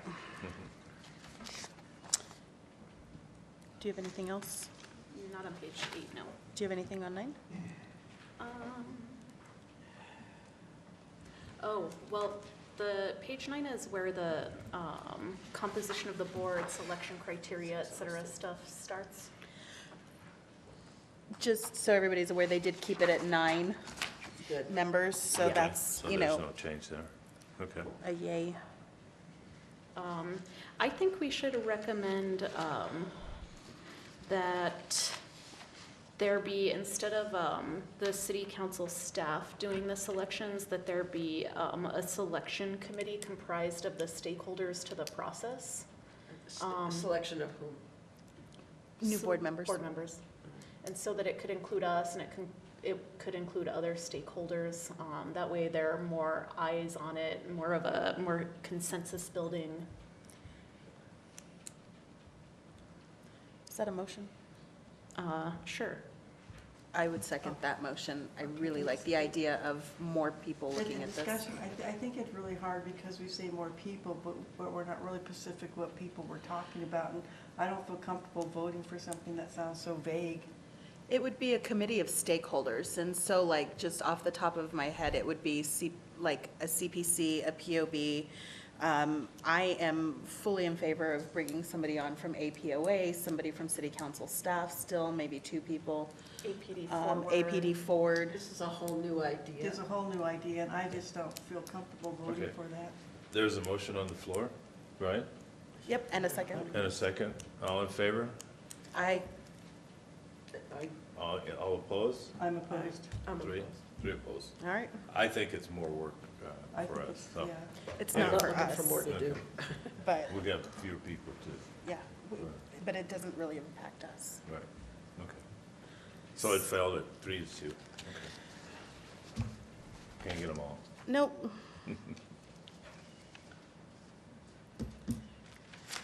That's too bad. It is.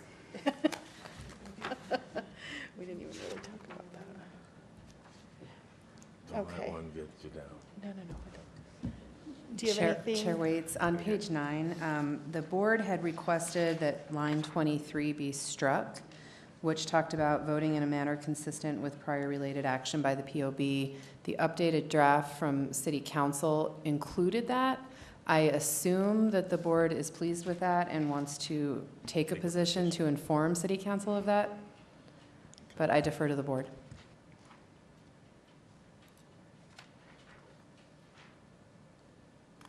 Can we do a blanket motion? Do we need to do it line by line, or can we say anything that the board recommended to City Council that appears in this draft, we are pleased with and can thank them for?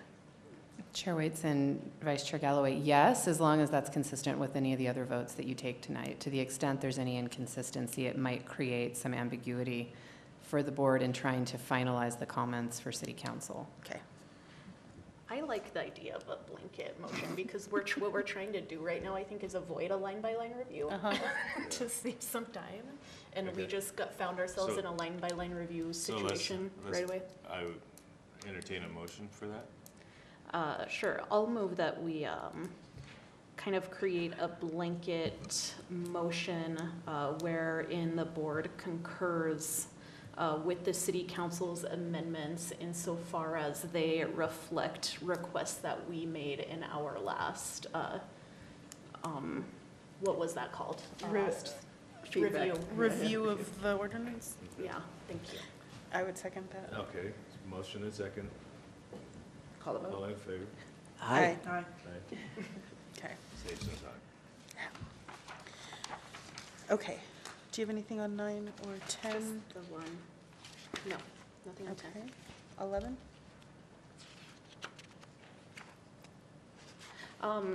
When I was reviewing page 11, Mr. Moya, this was just a note for you. Ms. Yada expressed some concern that the CPOA would be interviewing proposed appointees. And I just wanted to point out that that is a requirement in the ordinance that the CPOA do so. So I just thought that might be useful information to pass along. Mm-hmm. It's a meeting that discusses the ordinance and the training and all of that kind of stuff. But no changes. Okay. 12 or 13? I don't have anything. I do on 13. Page 13, line 31 begins the discussion about subcommittees.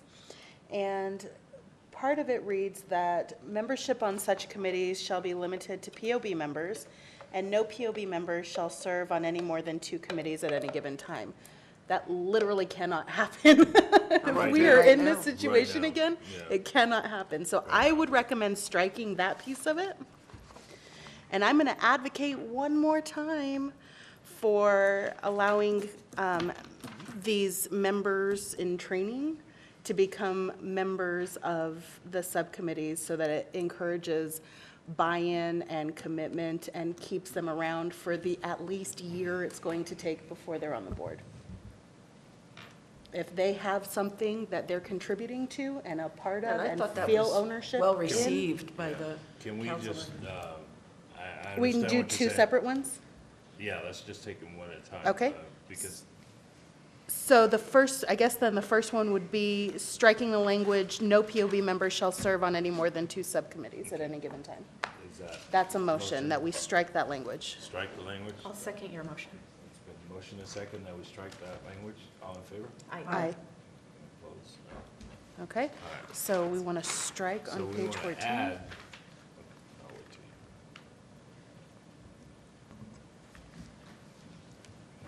you. Okay, Okay.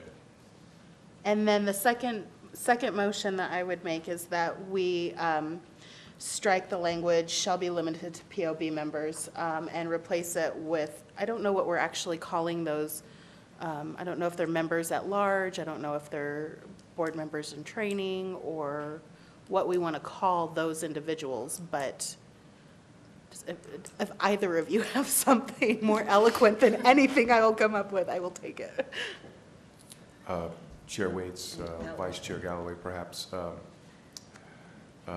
board candidates. Okay. That's easy enough. Yep. Valerie? Well, I think maybe I'm not sung along, but we had this discussion one time with Julian and Chantel and Stephanie, myself, and bringing this in. I think we need further discussion because when this was brought to the meeting, they wanted to allow them to be on the board.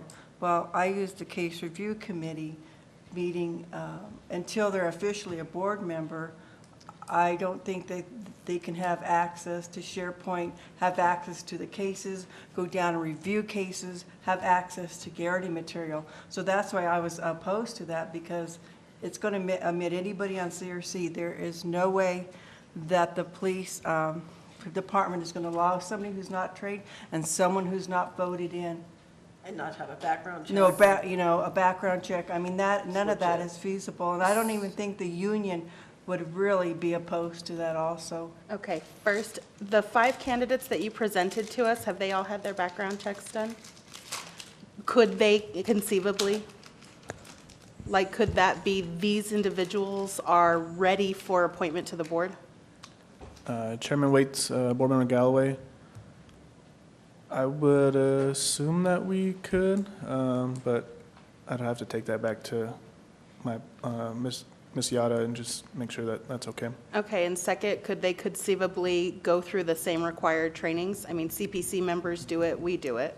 So it's not a requirement only for the board, it's a requirement for CPC members as well. So that's not really an issue that I can imagine. An opinion? Chairman Waits, Board Member Galloway, I may actually defer to your staff and Mr. Harness if, you know, if they have the capacity to do the training and track it and like they do for Well, board and I think members. that pretty much the training that Member St. John would be concerned about would be like the use of force training and the stuff that we would get at the CPA, which is available to any citizen in Albuquerque with approval from APD that would conceivably sit on the board. But the third point that I would make is just because we eliminate the language that somebody can't, doesn't mean that we include the language that they can. We just get rid of the hindrance, and then we as a board can decide who we want on what committees. So perhaps the CRC committee, if the board decided, is not the place to have somebody like that. But I don't know. But outreach could, policy and procedure could. But I think we need to get back to the basics. They have not been voted by the city council. They are not a board member. So technically, that is where you're going to run into problems. And Julian and I had mentioned something at that meeting, if you remember, that is going to be an issue. The only way I can see clear to doing something like that is if we use this pool of people, let's say there's 4 or 5 people that we could use, however is useful to the board, they have to, and they are essentially board member alternatives, alternates. So that when there's someone who leaves the board, which we've had happen, all of a sudden, you know, has to leave the board, they move, something happens to their health. It would be somebody who could be pulled up. So I think it isn't an unlimited number of people. I think we're really talking about 4 or 5 alternatives. And I also think that those of us who've operated with a full board know that there's more bodies coming. And so you are hearing the stress of our doing so much with so little now, you know what I mean? So when there's 9, it's going to be better than that. So let me play the devil's advocate here. Why would I sit on this board when I can be on these committees and have influence and impact decisions being made Without the obligation. without that obligation? Okay, So that's a good point. Well, because you're only talking 1, maybe 2 more meetings a month. It doesn't matter. That's not. Well, What I'm saying is that I don't like that person, Okay. that individual will have I don't like it. So access to. I think that we have a motion, There is a motion on the floor. and if That nobody was wants just to my do opinion. it, yeah. No, I think that this just absolutely my says opinion. that we Okay. can't do it. The motion's on the floor. Also, why would they come to a meeting if they can't vote? You cannot vote until you've been Let's- appointed by let's- the city yeah. council. I think we should just, All right, we done I- beat this I'm horse to I'm death. opposed. Yeah. Okay. Motion on the floor? So, It's a motion on the floor, are we calling the vote? Yeah. yeah, No. I'm guessing it's gonna carry, All so right. I would say All in yes. All in favor? Yes. Okay. Any opposed? Okay. I oppose. All right. All right, so we're gonna keep that. Subpoena power, Yes. do you have anything that you wanna? Oh, I do actually. This subpoena language, I have to say, is, really quite cumbersome. It is a significant rewrite from the last draft. The subpoena language, in fact, has changed very dramatically in every draft iteration, this being no exception to that. I think it really requires way too much. I think it requires much more than a typical administrative subpoena requires. And, you know, I hope it's not the case, but I do think that this, like, very onerous language suggests that, you know, the CPOA is not to be trusted, not to abuse the subpoena process. I mean, it just really is, it is so cumbersome, you know? I think it should be, I haven't, like, rewritten it, so I don't have, a very specific language suggestion. But I think, I think that this needs to be revised, simplified, et cetera. So let's, Let's ask Mr. Harder. Did APOA have specific language at FGO? Chair Waits, Vice Chair Galloway, I don't believe APOA had Sorry. any specific language except it was exclusive of APD personnel. Not APOA, APD APD Forward, That yes. was what I meant. APD Forward presented subpoena language based upon the research that they provided to the city council. Which is best practices from other cities, correct?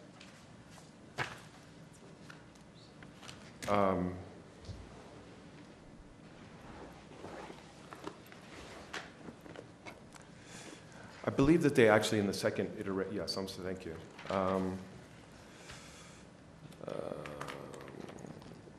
The APD Forward recommendation is, quote, prior to seeking a subpoena, the executive director must make a reasonable attempt to exhaust all other avenues for obtaining the information sought.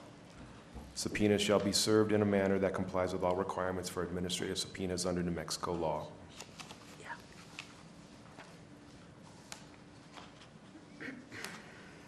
Okay, what does that do, what does the other thing do that that doesn't do?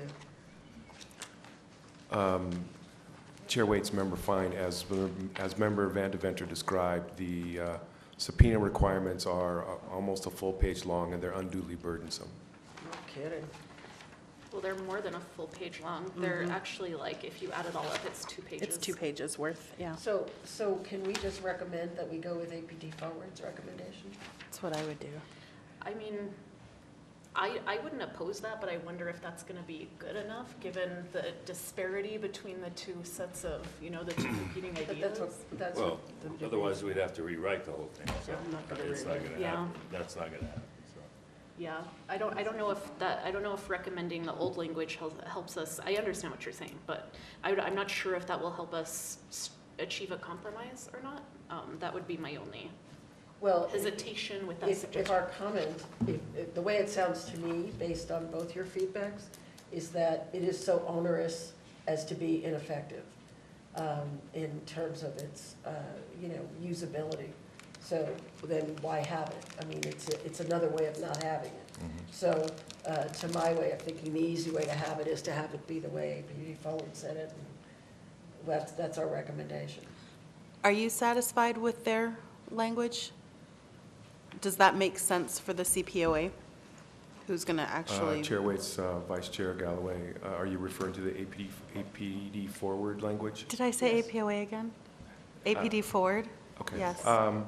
Yes, also Attorney Gooch pointed out that the previous language as written in draft 1 was acceptable with striking any person summoned was entitled to counsel, striking that last line, and then the previous iteration, the subpoena language was acceptable.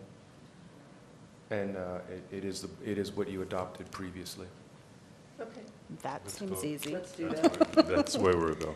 Thank you. Need a motion. All right. So a motion that we just Go to draft one. restate the previous recommendation the board made to council. Second? Oh, yeah. I'll second. Second. All in favor? Aye. All right.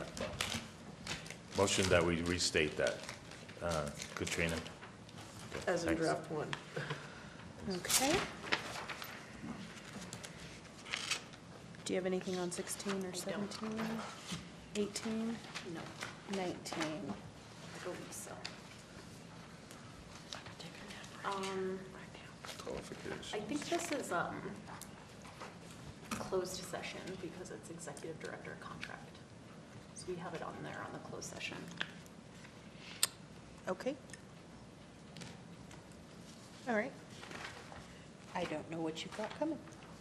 So, bottom of 19, the Personnel Committee is recommending that we strike in paragraph 2, lines 20, beginning line 28, together with any recommendation for reconfirmation by the POB or by the board shall submit to the city council a written basis for its recommendation to include a formal evaluation of the director's past performance, including an evaluation against the duties established for the director by this ordinance. The Personnel Subcommittee recommends striking that language, as does APD Forward. It is, the executive director reports to the board, not to city council, not to the mayor's office, not to anybody else. So the actual details of his evaluation are not really something that should be shared with them. They should Just stay the with us. recommendation.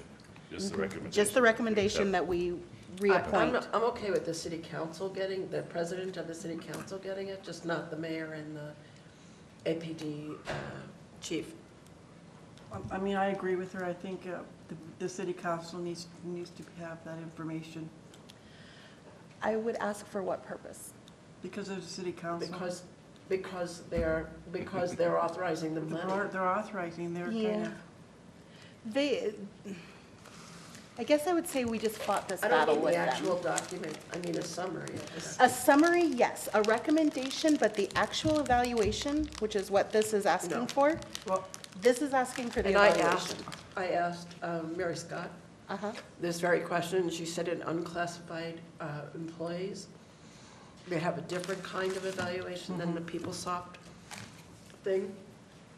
But in addition, she said she was going to check with the IG, which also is a council position, to see who that gets that. She said she didn't see how we could share personnel files, maybe a summary. So we're looking for information to the closest natural thing to this, which would be the IG position. Yeah. So again, the recommendation from the subcommittee, as is mine strongly, is that we strike that language about providing the evaluation to the outside parties. Okay. That was a It's a motion. motion. Can I get a second? Second. Okay. Motion is second that we strike that language. All in favor? Aye. Aye. okay, that's fine. Okay. All. But this, we're gonna add language about a summary, just one thing here is that, given what we just went through, I would like the city council to make their decision based on actual information and not hearsay, so I think we should give them something that supports our position. It doesn't have to be these lengthy evaluations that you're putting together. I can understand your point, and I'm fine with, Yeah. amending the language that way, but I would Okay. like there for there to be something concrete in place. That way, we don't have this argument again with city council saying, well, you know, what information, we don't have information, we're here, you know, do you understand Yeah, what I'm saying? and that's a good recommendation, So so perhaps- we're done. Well, we're not, because We just we voted just on it. struck all of this, and she's wanting to change that. So the motion was to, okay, so there's a whole new. A whole new thing. Chair Waits, the language says the basis for the recommendation, so that could theoretically include a summary or on what you're basing your decision. So the basis of the recommendation certainly could be a summation of the As I evaluation. recall, that's what we've done in the past. Yeah, so let's, So leave it, like, we're good? Okay. All righty. does that I don't know. satisfy? Recommending the council may recommend the council reconfirmation Yeah, the I incumbent think so. director. Okay. Should the council decline to reconfirm the incumbent director, council president shall notify people it needs to provide. I don't think it does. Written basis for its so the written basis for its recommendation, is that what you're talking about, Director Harness? The written basis for the recommendation, So this piece needs to remain. just a summary. So together with any recommendation for reconfirmation by the board shall submit to the city council a written basis for its recommendation, period. Yeah. And then strike everything after that. Correct. So then I'm amending my motion. Do we need to undo that vote somehow? Because we just struck all of that. That was my original motion. Chair Waits, Vice Chair Galloway, you can move for reconsideration on that vote, and you can, since the vote carried, and I believe you voted in favor of it, anyone, including yourself, can vote to reconsider that vote and amend it upon a majority. Do you want to do that? Sure, I would move that we reconsider the past vote. And the reconsideration being that we actually leave in a written basis for recommendation and then strike everything else in accordance with the motion you made. Second. Okay. All in favor? Aye. Aye. All in favor? Can I add one thing from page 19? I also thought maybe we should get rid of lines 21 and 22 that says, and identify in writing the basis for its selection as compared to other candidates. So this paragraph of the ordinance would have us like defend our selection of our director and then also explain why we didn't choose everyone else. Do you think that that's a fair request? Well, they're counting on us to make the decision. I think that we have to give them something that says, I mean, otherwise it could be favoritism. You know, they're responsible for the money, you know, so I think that we have to give them their due. They shouldn't be asking us questions like this. Otherwise, you could have somebody who just is, you know, your cousin, and I'm gonna vote for him because it's your cousin, and he is too, and so is she, and you know what I mean? I don't think it's an unreasonable request for them to, you know, they're not saying chapter and verse what we have to tell them, but we have a reason for why we picked this person. Okay, that's And fine. here's what I it will is. make a motion about Valerie, you agree? Okay. Okay, I'll move on. There's no motion. No motion. No motion. Okay. 20? I think that line 5, we should ask them to strike this language, including but not limited to any failure to fulfill all of the requirements, obligations of this ordinance. Because this line would make it so that the city council could choose not to reconfirm someone we sent up for confirmation based on missing any one of the boxes contained in this entire document, which I think is sort of unfair because there are a lot of requirements. And I don't think it would be fair to anyone performing in the executive director's role if they could miss one thing, and then like hypothetically, a city council could use that as pretext to like. So if they get someone they don't like, all they have to do to not confirm is to just find one thing in this entire ordinance that wasn't done. Do you see what I'm saying? Or, you know, Exactly. didn't get a passing score. I think that they have to rely on us and our judgment based on a year's worth of experience. And I, you know, to me, I think they're, you know, So what- second guessing us. What is your recommendation? Just My- strike it. It's that we recommend striking that Okay. language Can I get a From- motion to? From where? from line 5. From line 5 through the end of what was added there? Let's see, starting with the word including, and then ending, let's see.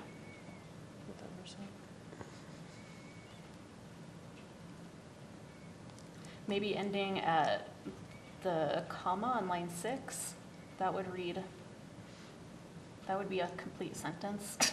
Okay, the city council may decline to reconfirm the incumbent director only for reasonable cause. I don't know how it should be written exactly, Maybe sorry. just end at reasonable cause? Yeah, It's I don't a know, little does that make vague. it too broad? Yeah, it's a little vague. Well, I we feel can tell like- them what our cause was, and they can decide whether or not they agree with it, you know, because, I mean, they need to be the checks and balances for us, you know, that they do. But this is that they may decline, not that we may, that they may decline to reconfirm. Someone that we give them. So we give them for cause, and then they, you know, we see whether they think our cause is good or not. I think they're gonna be relieved once they see all the work Chelsea put in, Chantel put in to making it match the ordinance. I think it's, What if we start at the word but, You know what I okay? mean? Only don't for know that. reasonable cause including, Yeah, strike you're but. talking to the two people who don't have it in front of them, so. I don't know if Wait it's till in they this agree. copy. Let me see if it's in this one. Only for reasonable. It is in this copy, so you guys can see it. Only for reasonable cause including, and then strike everything until you get to the word ineffective. That way there's still some definition, but it doesn't give them free rein based on any, does this make And sense? it does make sense as far as like the structure and whatever, but the ineffective leadership, like. No, Is also vague? Well, it's not, I mean, it's sort of vague, but it's also, how are they gonna know that? You know what I mean? Like, how do they determine whether or not the director is effective in their position? As far as staffing goes, you know what I mean? Chair Waits, to the extent that it's effective or important to the board, I will remind you that the CASA, paragraph 279, that governs everything, including this ordinance, provides that the executive director will be selected by and work under the supervision of the agency. That I think should be something the board considers as part of this discussion, that the CASA paragraph 279, that is what it provides as far as who selects the director and to whom he reports.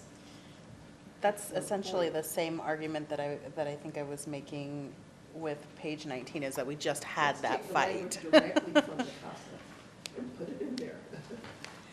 I think that any time that we go and defer authority to city council directly flies in the face of what the last 4 to 6 months have been about. So. Well, I think that, you know, I think we are at a place where there was no trust. Now we're working on trust, and we need to work on it both sides of this. You know, we need to be fair-minded. If we're charged with doing an evaluation and making a recommendation to the council, we should be trusted to do that. We should give our reasons, and I have no problem with that. I just don't want to be set up, and we need to trust that they're not going to do that either. So any language that says we're gonna, you know, hamstring you this way or that way is not trusting us, and not recognizing their responsibility and authority is hamstringing ourselves. So, you know, I just think it has to be balanced each way. And part of the language that's in here is because we had a fight, you know? So let's figure it out. Other than by ordinance, can city council, per the CASA, decline to confirm the director? Per the Chair Waits, CASA? Vice Chair Galloway, no, and even in the CASA, there's no authority that says city council can decline to reconfirm the executive director. It provides the executive director will be selected by and work under the supervision of the agency. I think that the distinction of what Board Member Fine is pointing out is the information to be provided to City Council as part of the support for the agency's selection process, and how that needs to be more transparent and more thorough, and provide information set forth in the ordinance to ensure moving forward the agency meets the expectations, is different than deference to City Council for reconfirmation and possibly even termination of your director. I think they're two different things, and I think the CASA talks about both by saying it's the board that is responsible for hiring the director. Even with the evaluation, like, the city council can be made aware of what the criteria is. They can be given a copy as well of the Of the evaluation instrument. tool. But seeing those scores, it's part of that kind of stuff. Like, the CASA does not allow for this thing that we're talking about right now. I couldn't agree with you more. I'm with So I would recommend striking all of that. And I would do the same thing with the thing that I just argued before. I would move for reconsideration on that. So, you know, jokes aside, I guess that mine would be striking at city council may decline to reconfirm the incumbent director only for reasonable cause, which should get away from pretty much anything else after that, right? Temporary director shall serve, if for any reason there's a period of time, so.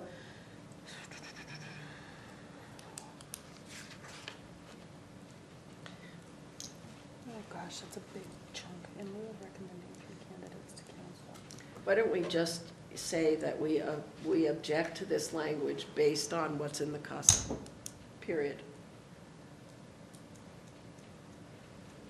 I think we can do that. My concern would be, I agree with the interpretation of the CASA as it applies to this language, but I worry that if we send forth something that just strikes all of their language, that they're not gonna like it, and then we're gonna end up in a situation where our executive director could be not reconfirmed for failing to satisfy any tiny piece of this thing, which is just like not desirable in my opinion. But would it be enforceable in court if they did that? Oh, Well, how long is the CASA gonna be around? How long has it been now? That's, I mean, we gotta do something. Yeah, So- I guess I'll. I know it's ugly, but. I think that your argument, Chelsea, presupposes that there's something we could write that would work. And I don't know that that's the case. I just think we need to say, you're either going to trust us with this or you're not, okay? And here's what we suggest as a medium step, which is the CASA, which we're all operating under. It's a fact of life. And so let's just say we have a problem with this because it muddies the water about what independence is and what's direct supervision is. And so we're referencing the part of the CASA that we think should guide this piece, and we think what's written here doesn't do that. And let them fix it. We don't have to fix their problem. We have to state that we have a problem with it. That's all. Yeah, I mean, in all actuality, I don't expect that any of this language is going to change. Well, I mean, that's what we asked for going in, was define when are you independent and when are you not. And that's the problem we've had from the beginning. will you take that piece on in drafting some kind of? I don't want to fix the problem for them, honey. No, I know, but I don't. that piece about saying, we object to this, don't have a solution, here is what the CASA says, and we recommend doing that. Like, Sure. Can you do that? That would be awesome. What page is it on? 19. We should still, and you made a motion, didn't you? No, I was sort of formulating Page one, but it 19, didn't what actually part? happen. Where's the section? Where you guys were gonna start removing it from, but never. Okay. Yeah, it never Well, really we should kind of- complement that request of Board Member Fine with a motion. I think. Page 19, where's the lines? Page 20, I thought. Well, it's on 19 on the CSO 1823, the January 17th revision. So. Page 19 what? Begins 19 lines, really it begins paragraph 2. which is line 26 through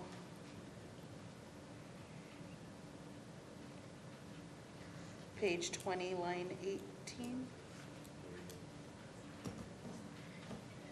I think it's a real quick cursory look.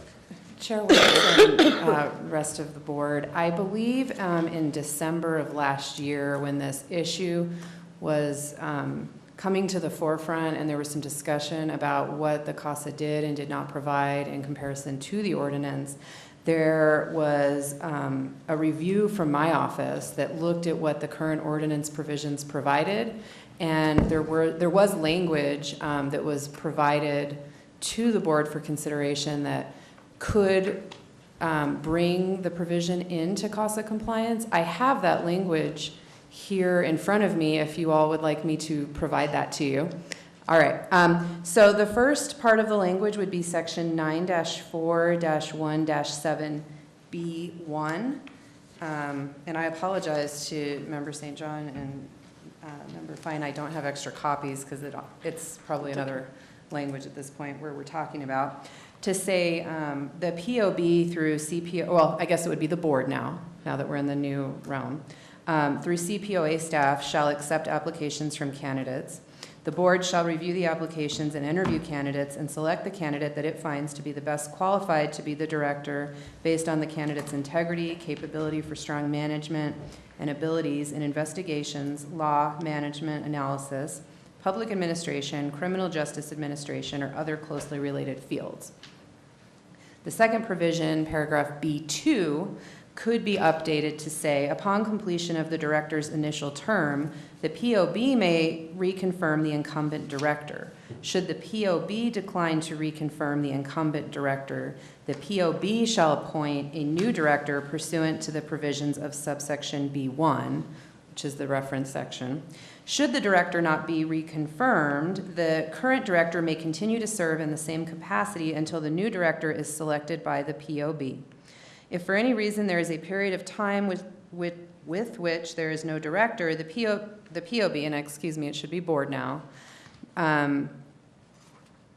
may appoint a temporary director of its choosing by majority vote. A temporary director shall serve in that capacity only for a period not to exceed 6 months. So you would say if you're going to, we either confirm this person or we go through the process again, which is the council's process. We interview candidates, we bring them, we tell them our favorite one and why. Yes. I'm good with that. It almost mirrors the language that's in here. I don't know if you guys saw that. I don't have It just my replaces replaces council with board. So it brings the responsibility and whatnot back to us. I like it. I like it. So then do we want to recommend adopting that Or language? take a position. Well, it would be changing the language to that and moving away from this. Okay. Just get a motion. So I guess I would move that we adopt the language provided to us by our attorneys in an effort to bring the ordinance in compliance with the CASA. Second. Okay, all in favor? Aye. Can you resend that to me? Yes. Thank you. Joanne, you're off the hook. I knew I crossed out my assignment. I saw that. All right. Do we think that the next piece on page 20, the director's compensation shall be established by the board in consultation with City Human Resources Department, shall be commensurate and competitive with salaries for comparable positions within the city and other equivalent agencies and peer municipalities? Does that, to me, that language has a similar type of problem regarding independence when determining the salary for the position. I don't have a problem like consulting with City Human Resources, but it goes further than that to say shall be commensurate with salaries for comparable positions within the city. And what if comparable positions within the city don't pay enough to recruit or retain the right kind of Then we'd have to go to a candidate? budget meeting and talk to them about that. We haven't had that problem. So, I don't know. Yeah, excuse me, what are they doing now? How are they determining the figure now? They gave us a figure when we started. Okay, and It's no problem. that's no problem, so. So, and in addition to that, at the meeting that we had with them, they didn't have a problem as long as we if we wanted to raise the salary, as long as we stayed within the budget. You know, within the budget, because they have responsibility for what the budget in total is gonna be. So, they didn't have a problem with us moving the money around within the CPOA budget and giving raises where appropriate. That's where we got on the 15K thing. I think that I would, there could be a hybrid here, just getting rid of the and shall be commensurate and competitive with the salaries for comparable positions. I mean, if we're going to be consulting with city HR, I mean, I would think that we would come to that realization on our own, that we don't want to grossly underpay the position. Yeah, I don't or think we've had a grossly problem with overpay this. it. I don't. This is new language since the last time we saw But this. it's just stating what they've done and what we've done. It's all good as far as I'm concerned. Okay. You know, Okay. I don't think we have to fix it. I don't think it's broken. Well, that's why I asked. Okay, next. I think Valerie's. No, I just said, I agree. You know, Oh, so okay. we need to change it. Back to point C, the board shall annually review the director, taking into consideration the obligations and duties prescribed by this ordinance and the performance of the administrative office. A copy of these performance evaluations shall be delivered to the chief of police, the mayor, the president, city council for We already receipt by struck it. council. I know, but it's again, so I'm going to move that we strike a copy of these performance evaluations shall be delivered to the chief of police, the mayor, and president of the city council for receipt by the council. Second. Second? Oh, Yeah. open for discussion? Can I bring it? So what names did you want to, and what positions did you want to omit? I'm removing, striking. and that may be an old copy of it, I don't know if it has this. Uh-huh. A copy, I want to remove the sentence that says, "A copy of these performance evaluations shall be delivered to the chief of police, the mayor, the president of city council for receipt by the council." So you don't think anybody should receive it outside of? You know, we talked about Okay. providing a summary of the, not the actual document, Right, but a summary of our findings to the president of the council, which we both agreed with. So that's what we said we would do. I mean, obviously, they're entitled to feedback, but I just don't think it needs the instrument itself, the actual, I mean, we could submit a thing like this that has all the feedback from all the stakeholders and all that other stuff. I mean, that's just not what we're going to do. We give the summary saying we decided to reinstate or not reinstate based on the following findings. You know, good on this, not good on that, you know, blah, blah, blah. So it's been motion and second, all in favor? Aye.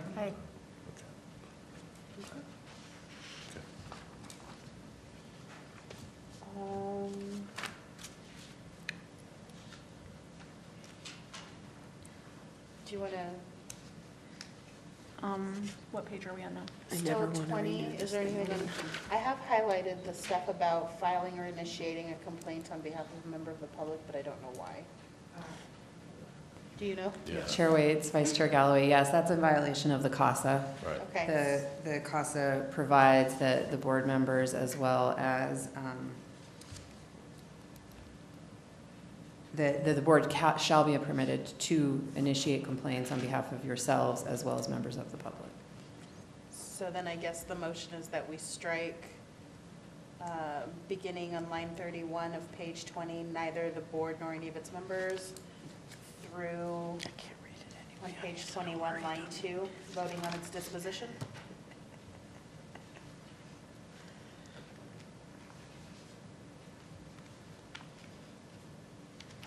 I'm assuming I highlighted it because it was something we talked about last time. Yeah, we talked about it last time. Well, it's in violation of the CASA, so Right. So that's the all we motion, have to is say to is we strike it it because because it's of a this. violation of the CASA. So that's the motion. Second, all in favor? Aye. Aye. Who's second? I did. Leonard.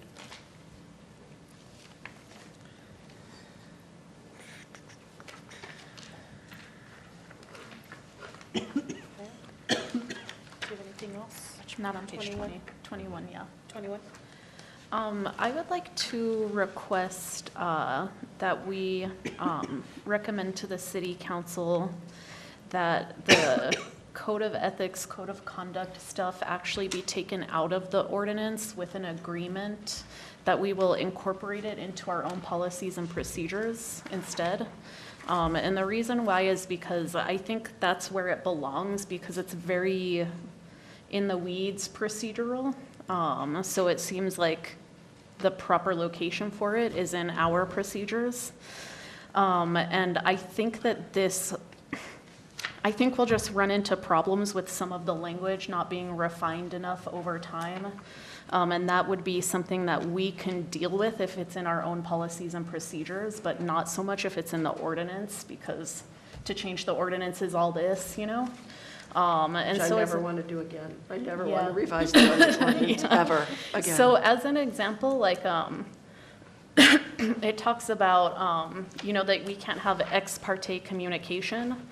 And I think that that's a good general rule, but I think that that rule, as it's stated in here, needs to be refined, because usually what that rule addresses is, for example, like we members of the board should not be talking to witnesses in civilian complaints, or the aggrieved parties. They shouldn't be allowed to contact us, to lobby us to do a certain thing with the case.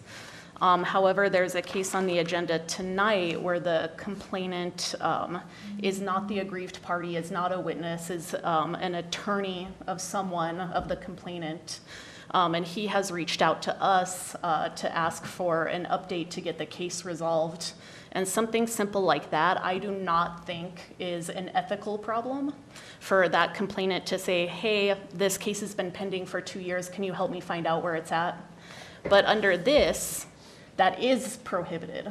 And I just don't think, so I think that some of these rules are just, we're gonna run into problems like that with this language.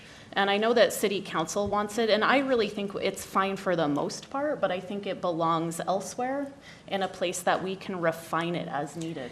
I would say that the importance of having an ethics statement in the ordinance is legit. To say that it is the council's, if I was on the council, I would say that. I want to make sure that it's clear that there's an ethical standard here that should be met.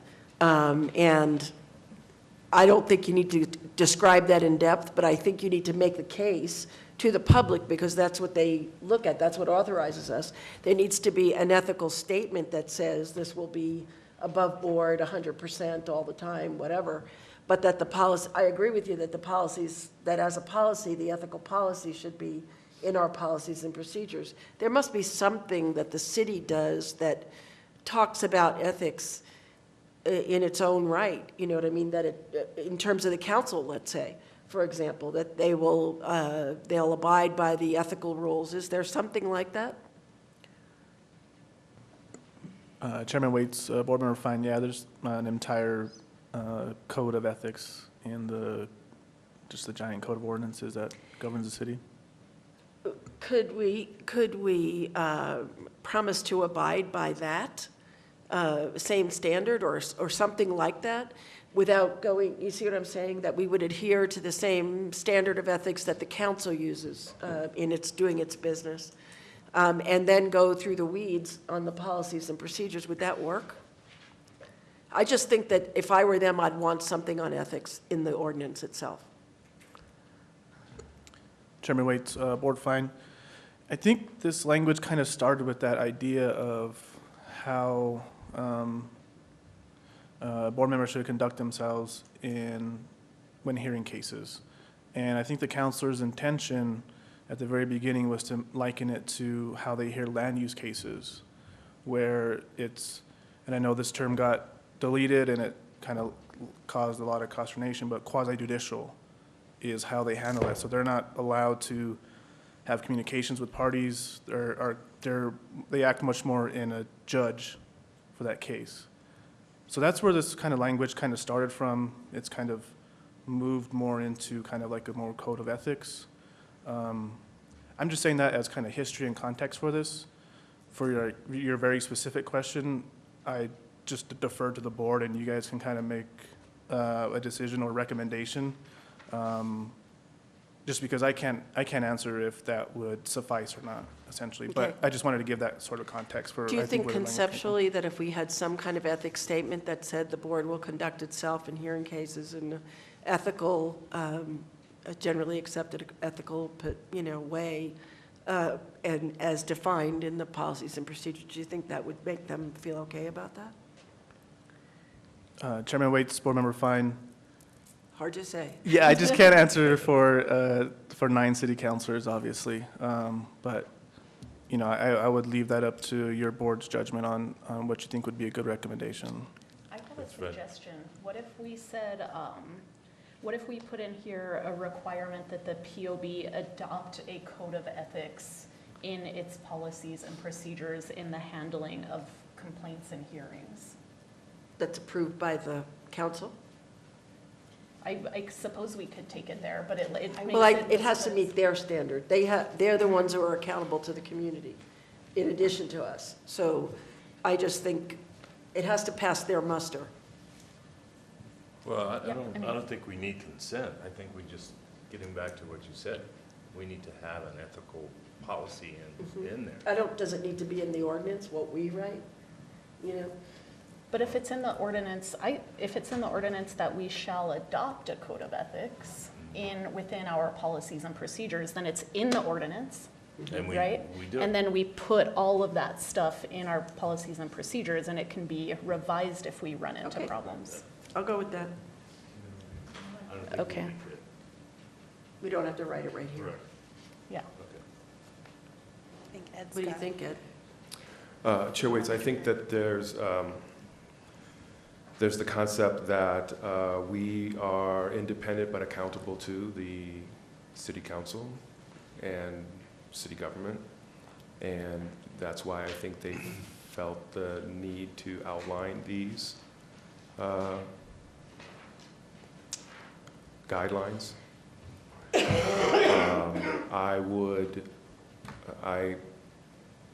I understand Member Van Deventer's point, but allowing complainants to communicate with those that are to decide cases and influence them outside of the body and outside of the processes as described is certainly problematic. So I think that within our code of ethics that we adopt in our policies and procedures, we will be largely adopting what's in here, including a prohibition on most ex parte communications. But some of these rules need further definition and refinement. So I'm not suggesting that we don't have a rule against ex parte communications. I suggest that in fact we do. But I suggest that it belongs inside our policies and procedures. It's going to be much easier to adjust it if we run up to it come up against a problem than if we solidify anything in here. Okay. So So much what better what you're recommending is no change, correct? No. Nope. Nope.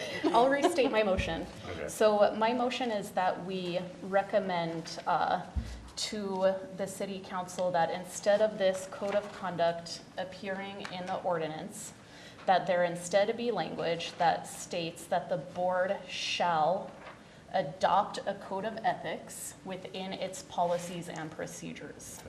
And that we communicate to them that our intention is to largely adopt what has been provided, but make it so that, these things can be refined over time if need be without having to revise the ordinance. Okay. That's your Second. motion. I second. Okay. Motion and second. All in favor? Aye. Aye. All right. Did Katrina, did you get all that? I'm working on it. Yeah, okay. Anything else on 22? I'm done. I think I am too. Yeah, that's it. I pray that we never have to do this again. Okay. That's a lot. That's a lot of stuff. Let's, You cannot take that back. Wait. And Well, that's all right, Give 'em 'cause here. There's a lot of revised things that, Yeah. Thank you. Thanks, Ruth. yeah. Okay. So how is it that it goes from these thoughts to the council? same way it did last time, I went back and drafted our comments, our positions, and just did a comment directly with the Okay. ordinance, so All right, so you're doing that? I will do it. I've already got it started, so. Okay. We're good? Everything's good? All right, let's move on.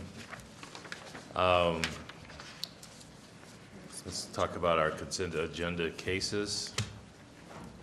Okay, consent agenda cases, these are the administratively closed cases. We have 16918, 27618, 201-18, 278-18, 217-18, 279-18, 233-18, and 256-18. Okay.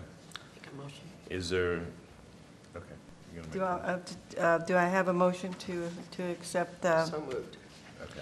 Any questions on any of those cases? Okay. I All in second fa- the motion. The second. I second the motion. Okay. The Okay. motion is second. All in favor? Aye. Oh, I guess you said that, I'm sorry. It's okay, Next, yeah. that was A. B, we have sustained case 229-18. Do I have a motion to? A motion to, I have mo- to affirm. Motion to reject or Yeah, approve? a Motion to accept. Okay. Accept Uh-huh. 229-18 as well. All in favor? Aye. Oh. Is that the second? Second. Here? All in favor? Aye. Okay. Okay, next we have C, unfounded and not sustained, case 085-18. Motion to I approve motion. as written. I second. All those in favor? All in favor? Aye. Aye. All right. Next, we have the non-consent agenda, A, unfounded and not sustained, case number 186-16. I have a motion that we defer this case for further consideration. I would like the board to put the Garrity materials on the agenda for the next board meeting so that the board can review the officer's statement. I think the officer's statement might be determinative of the outcome in this case. So my motion is to defer and place 186-16 Garrity on the next agenda. Second? I get a second? I think Valerie did. You second? Second, yes. Okay. All right. All in favor? Aye. Aye. Okay, next we have under B, exonerated, sustained, but not based on original complaint, case number 128-18. I was the one who put this case on the non-consent agenda, but I have spent some time with it. I've reconsidered my position. I would move to approve the CPOA's findings. A second. Which case is it? Mr. Archibek, the use of force. All in favor? Aye. Aye. Aye. Mr. Harness? May we revisit 186-16? Sure. Given the fact that Ms. Vandeventer has already discussed her communication with the complainant in this case, I don't believe that it's appropriate for her to make motions on the case and to act on the case. I think that she should recuse herself. So the comment is that she has spoken with the individual? The complainant in this case, that's complainant. correct. The communication that you've had with this person, is it limited to the email requesting the assistance? Yes, we have not discussed the merits of the case whatsoever. Would you like me to further disclose my communication? I think I may even have a copy of that for if you guys want to see it. I want to hear it. Just tell me what you say. Yeah, okay, so the history of this is we did an outreach to the public defender's office on how to file, what the CPOA and POB does and how to file civilian complaints. At that meeting, there was an attorney there, and he said, and I worked at the public defender for 5 years, so I set that outreach up.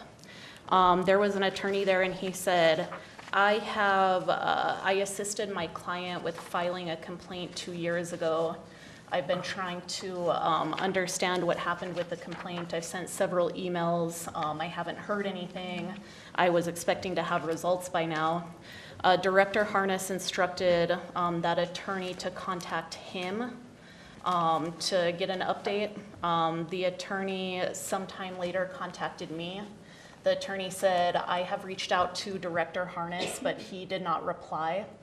I instructed him to ask Director Harness again for an update. And so he reported to me that he then left another voicemail with, I presume it was Katrina, because he said I left a voicemail with a woman, and that he still had not heard back. And so what I did after that was I said, okay, I'll follow up. And then I put this case on our CRC agenda. And then the case came to us. And that's the extent of my communication. I never discussed the facts of the case or anything like that. I just tried to get it processed because it's from 2016, this case. So it's been hanging around for over 2 years. And I'm pretty sure we've discussed that in the past about what our role should be if people reach out to us about a case. I don't have any problems with what she did. They did not discuss the case. She just gave them some advice how to move forward. Yeah, I But agree. I have a question, because in my notes about that, our discussion at this case review committee, I recall that we asked the director to take a look at, I mean, the essence of the case is the man who, there was a DV battery on a household member, arrest. The man complains that there have been lots of calls to his wife from the officer. He claims it was the officer's plan to engage with his wife personally. The wife, as I understand it, as I remember it, would not speak to the CPOA staff. There was a list in the complaint attached to the attachments that were part of it, of calls that were made to her phone, from her phone. I have no idea. But all it was a list of calls. We didn't have any assessment of that document. And I recall that we asked because the staff was saying they didn't have anywhere to go with this. The officer said he didn't do it. The wife wouldn't talk to him. The husband is making a complaint with with little credibility. So I asked if we could get an assessment of the call sheets. Were they coming to her from him or from her to him? Which would change the whole workings of it. So I thought that we sent that back to the staff for that purpose and that purpose alone. And that's, I mean, there may be legitimate reason for a victim of domestic violence to call a police officer. There may be cuckoo reasons for a domestic violence person to call the police officer or for him to call her. I just wanted to have an assessment of the only document we had that was factual. And I didn't know until just right now that there was communication between one of the members of our committee and this lawyer. I mentioned it earlier when we were talking about the ex parte, but I also forwarded the emails to the personnel committee so that you guys could review them. I didn't So see I it. didn't try to conceal them or Oh, no, I anything. didn't think you did. I just Okay. haven't heard about it, that's all. So, you know, to my way of thinking this, there's only one way to get factual information on this, and that is to find out where the calls were coming from and to. And that's what I thought we asked the staff to do.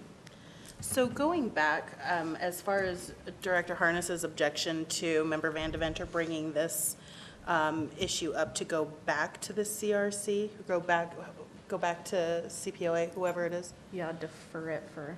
Right. I don't personally have an issue with that. I've seen the communication, I've read through it, and there's no discussion of anything other than directing communication. Chair Waits, the facts of the case, I think, are pertinent and deserve the board's consideration this evening. The complainant in this case could not produce his client to our agency to give a statement. There were several attempts to reach out to the complainant and his client to come in and cooperate with our investigation. He did not do that. Contemporaneously, the officer provided the text traffic, which showed that a majority of the text conversations that began were initiated by the wife.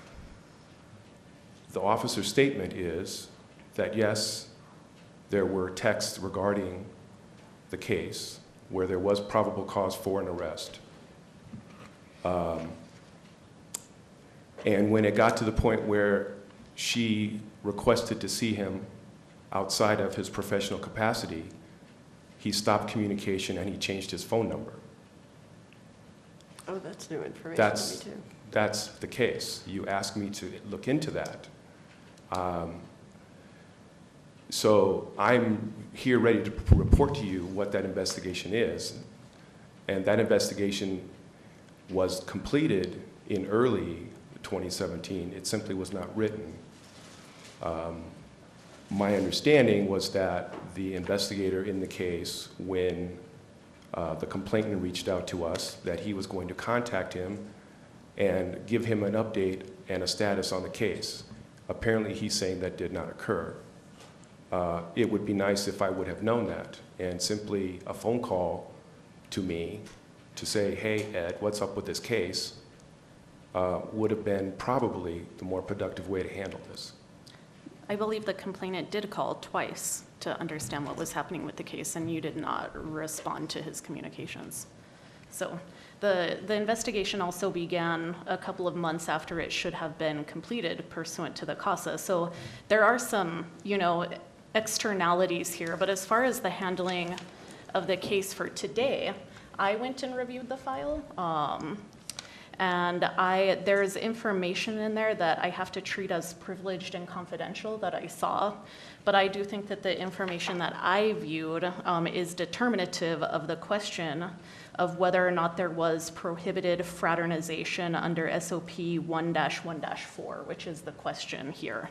And I think it would behoove the board to review that and come to its own conclusion. And so that's why I made the recommendation that I made.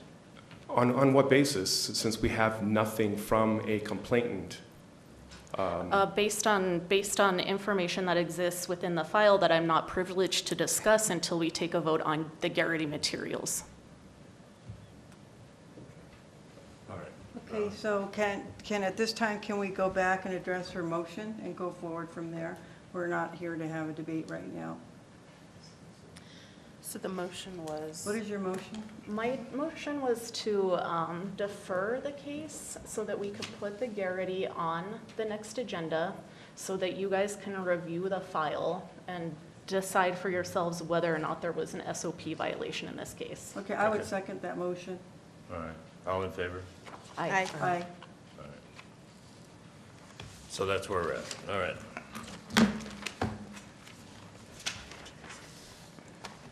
Okay,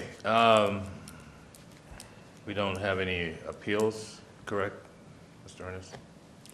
Or do we? Chair Waits, no, we do not. All right. Serious use of force case is C-45-2018. Chair Waits, you have before you my letter of concurrence with the findings as outlined by the Internal Affairs investigator in this case. The use of force was within policy. Can you summarize the case first? Because I don't. This case involved a handcuffed subject who was taken to the ground. This is the Walmart one? No, this was in front of the homeless shelter, The Rock. Danny Watley was one of the witnesses in this case. It was a trespasser that was detained while he was handcuffed. He began to flail. He was taken to the ground. And because he was handcuffed, it is still considered a serious use of force. Okay.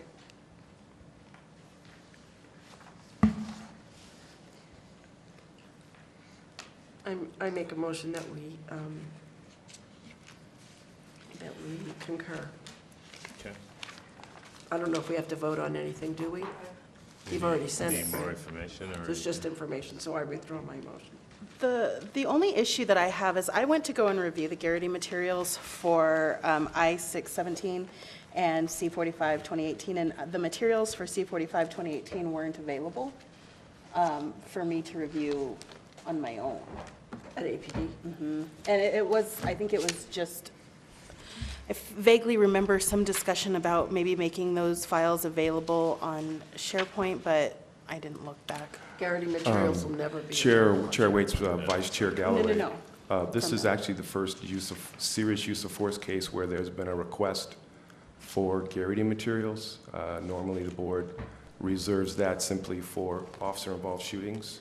This case was strictly in the IA Pro software system, and that was why it was problematic. And my understanding was that it was produced through an electronic record on evidence.com. I don't remember that, but okay. That was the only thing, is that I went down there, I mean, I made the time to go and review those. And so I haven't seen that information, so I'm probably going to Defer. refrain. Can I not? Because I haven't seen it. I can't not. Well, we're not voting. We're just Oh, okay. receiving Oh, okay. information. Okay, never mind then. Problem solved. Do that well. Chair Waits, I-6-17. The shooting occurred on July 22nd, 2014. The multi-jurisdictional investigation team concluded its investigation March 1st of 2015. The Bernalillo County District Attorney ruled there was no probable cause to issue criminal charges on March 8th of 2018. Internal Affairs completed their review on October 18th, 2018. As to the officer's use of deadly force, the published use of force policy in July of 2014 stated, the decision to use deadly force still falls under the general requirements of all uses of force as outlined in 2-52(3) of this policy. Additionally, the reasonableness of the officer's decisions will include reasonable belief the subject presents an immediate threat or cause serious physical injury to the officer, another officer, or another member of the public, or probable cause for the officer to believe the subject has committed a crime involving threatened infliction of serious physical injury to another. Deadly force is necessary to prevent the escape of the subject in order to protect the public or another officer or officers. Immediate threat is defined as an articulable threat that currently exists or may happen within moments, with or without warning. The immediacy of the threat may be assessed through the following legal standards: intent. The suspect demonstrates his or her intent to resist being controlled or to inflict physical injury, e.g. gives pre-assault indicators. Also, means and opportunity. The subject is physically capable of carrying out the perceived threat and is in a position to do so. Findings. The CPOA finds that Officer O and Officer S conduct is exonerated regarding the allegation of a violation of this SOP, which means the investigation determined by a preponderance of the evidence that the alleged conduct did occur but did not violate APD policies, procedures, or training. On July 24, 2014, officers from APD sought to arrest Jeremy Robertson. He had multiple arrest warrants. Additionally, he was facing charges in Sandoval County for aggravated assault on a peace officer with a deadly weapon and aggravated battery on a peace officer with a deadly weapon. During this event, he evaded arrest by smashing his car into officers' vehicles. Information was developed and a plan was devised by the ROP unit to arrest Robertson. Originally, the arrest was to take place at a trailer park off of Eubank Northeast. However, Robertson was on the move before they could make the arrest. APD and undercover vehicles followed Roberts as he went to sell scrap at a local yard. Robertson then drove to the Giant gas station on Central and Eubank and put gas in the stolen van he was driving. When Robertson entered the building to pay, officers blocked the van and waited for him in the parking lot.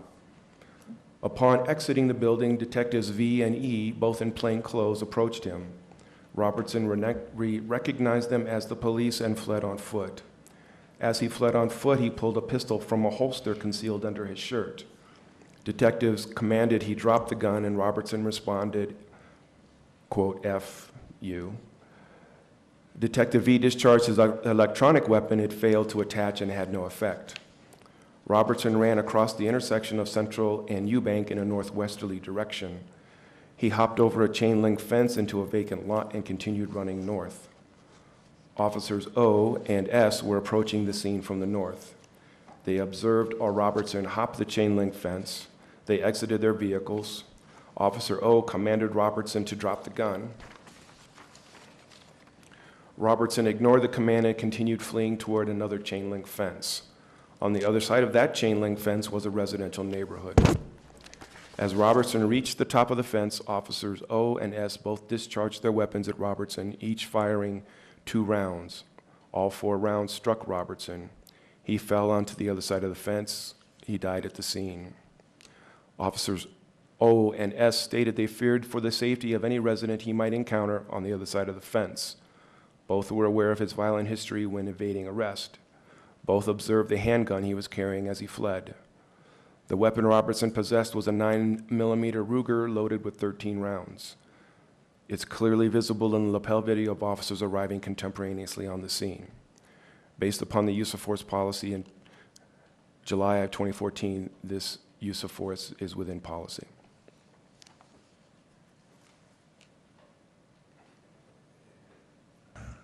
Any questions on this case? Right. So Mr. Harness, what was your findings on this? Exonerated. Okay. Any questions or any comment on this? Can I get a motion to accept His report. his report? I move that we accept Mr. Hernandez's report on the serious use of force in officer-involved shooting cases. All in favor? Or second, I'm sorry. I'll second. All in favor? Aye. All right, thank you. Thank you, Mr. Harness.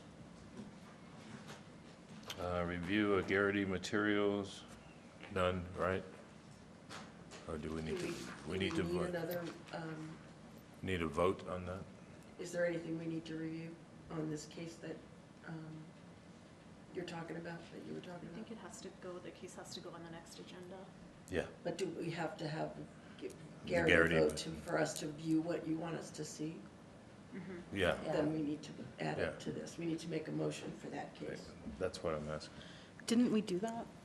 Well, It has to be here. We have to vote Yeah. that we're going to see the Garrity materials. Well, typically, when we vote on this, there's cases there that we vote to go and see, and we made the motion to have that on next month's agenda, to defer until next month so that it can be placed here.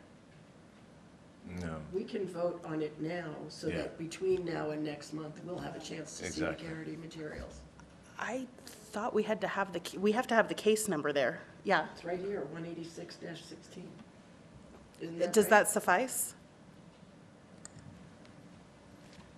Chair Waits, Vice Chair Galloway, and Board Member Fine. I believe this came up a couple meetings ago whereby the board had decided that there was a possibility of wanting to review some Garrity materials, but because no cases were listed under this item in the agenda, the board voted to defer to ensure that that case was listed on the following month's agenda for a formal vote. Okay, I just want to make sure if we could do it now, we would. Okay. So we did that. okay. Thank you. All right. So our next item is meeting with counsel pending litigation on personnel issues, closed discussion and possible actions.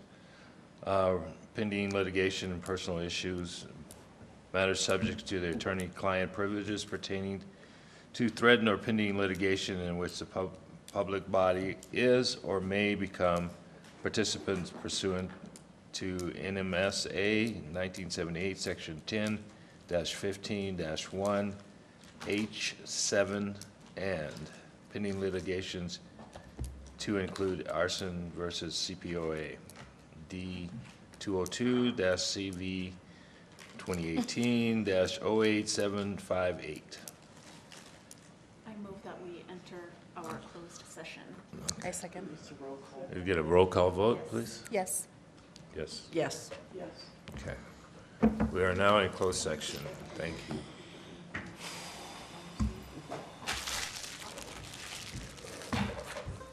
It's done.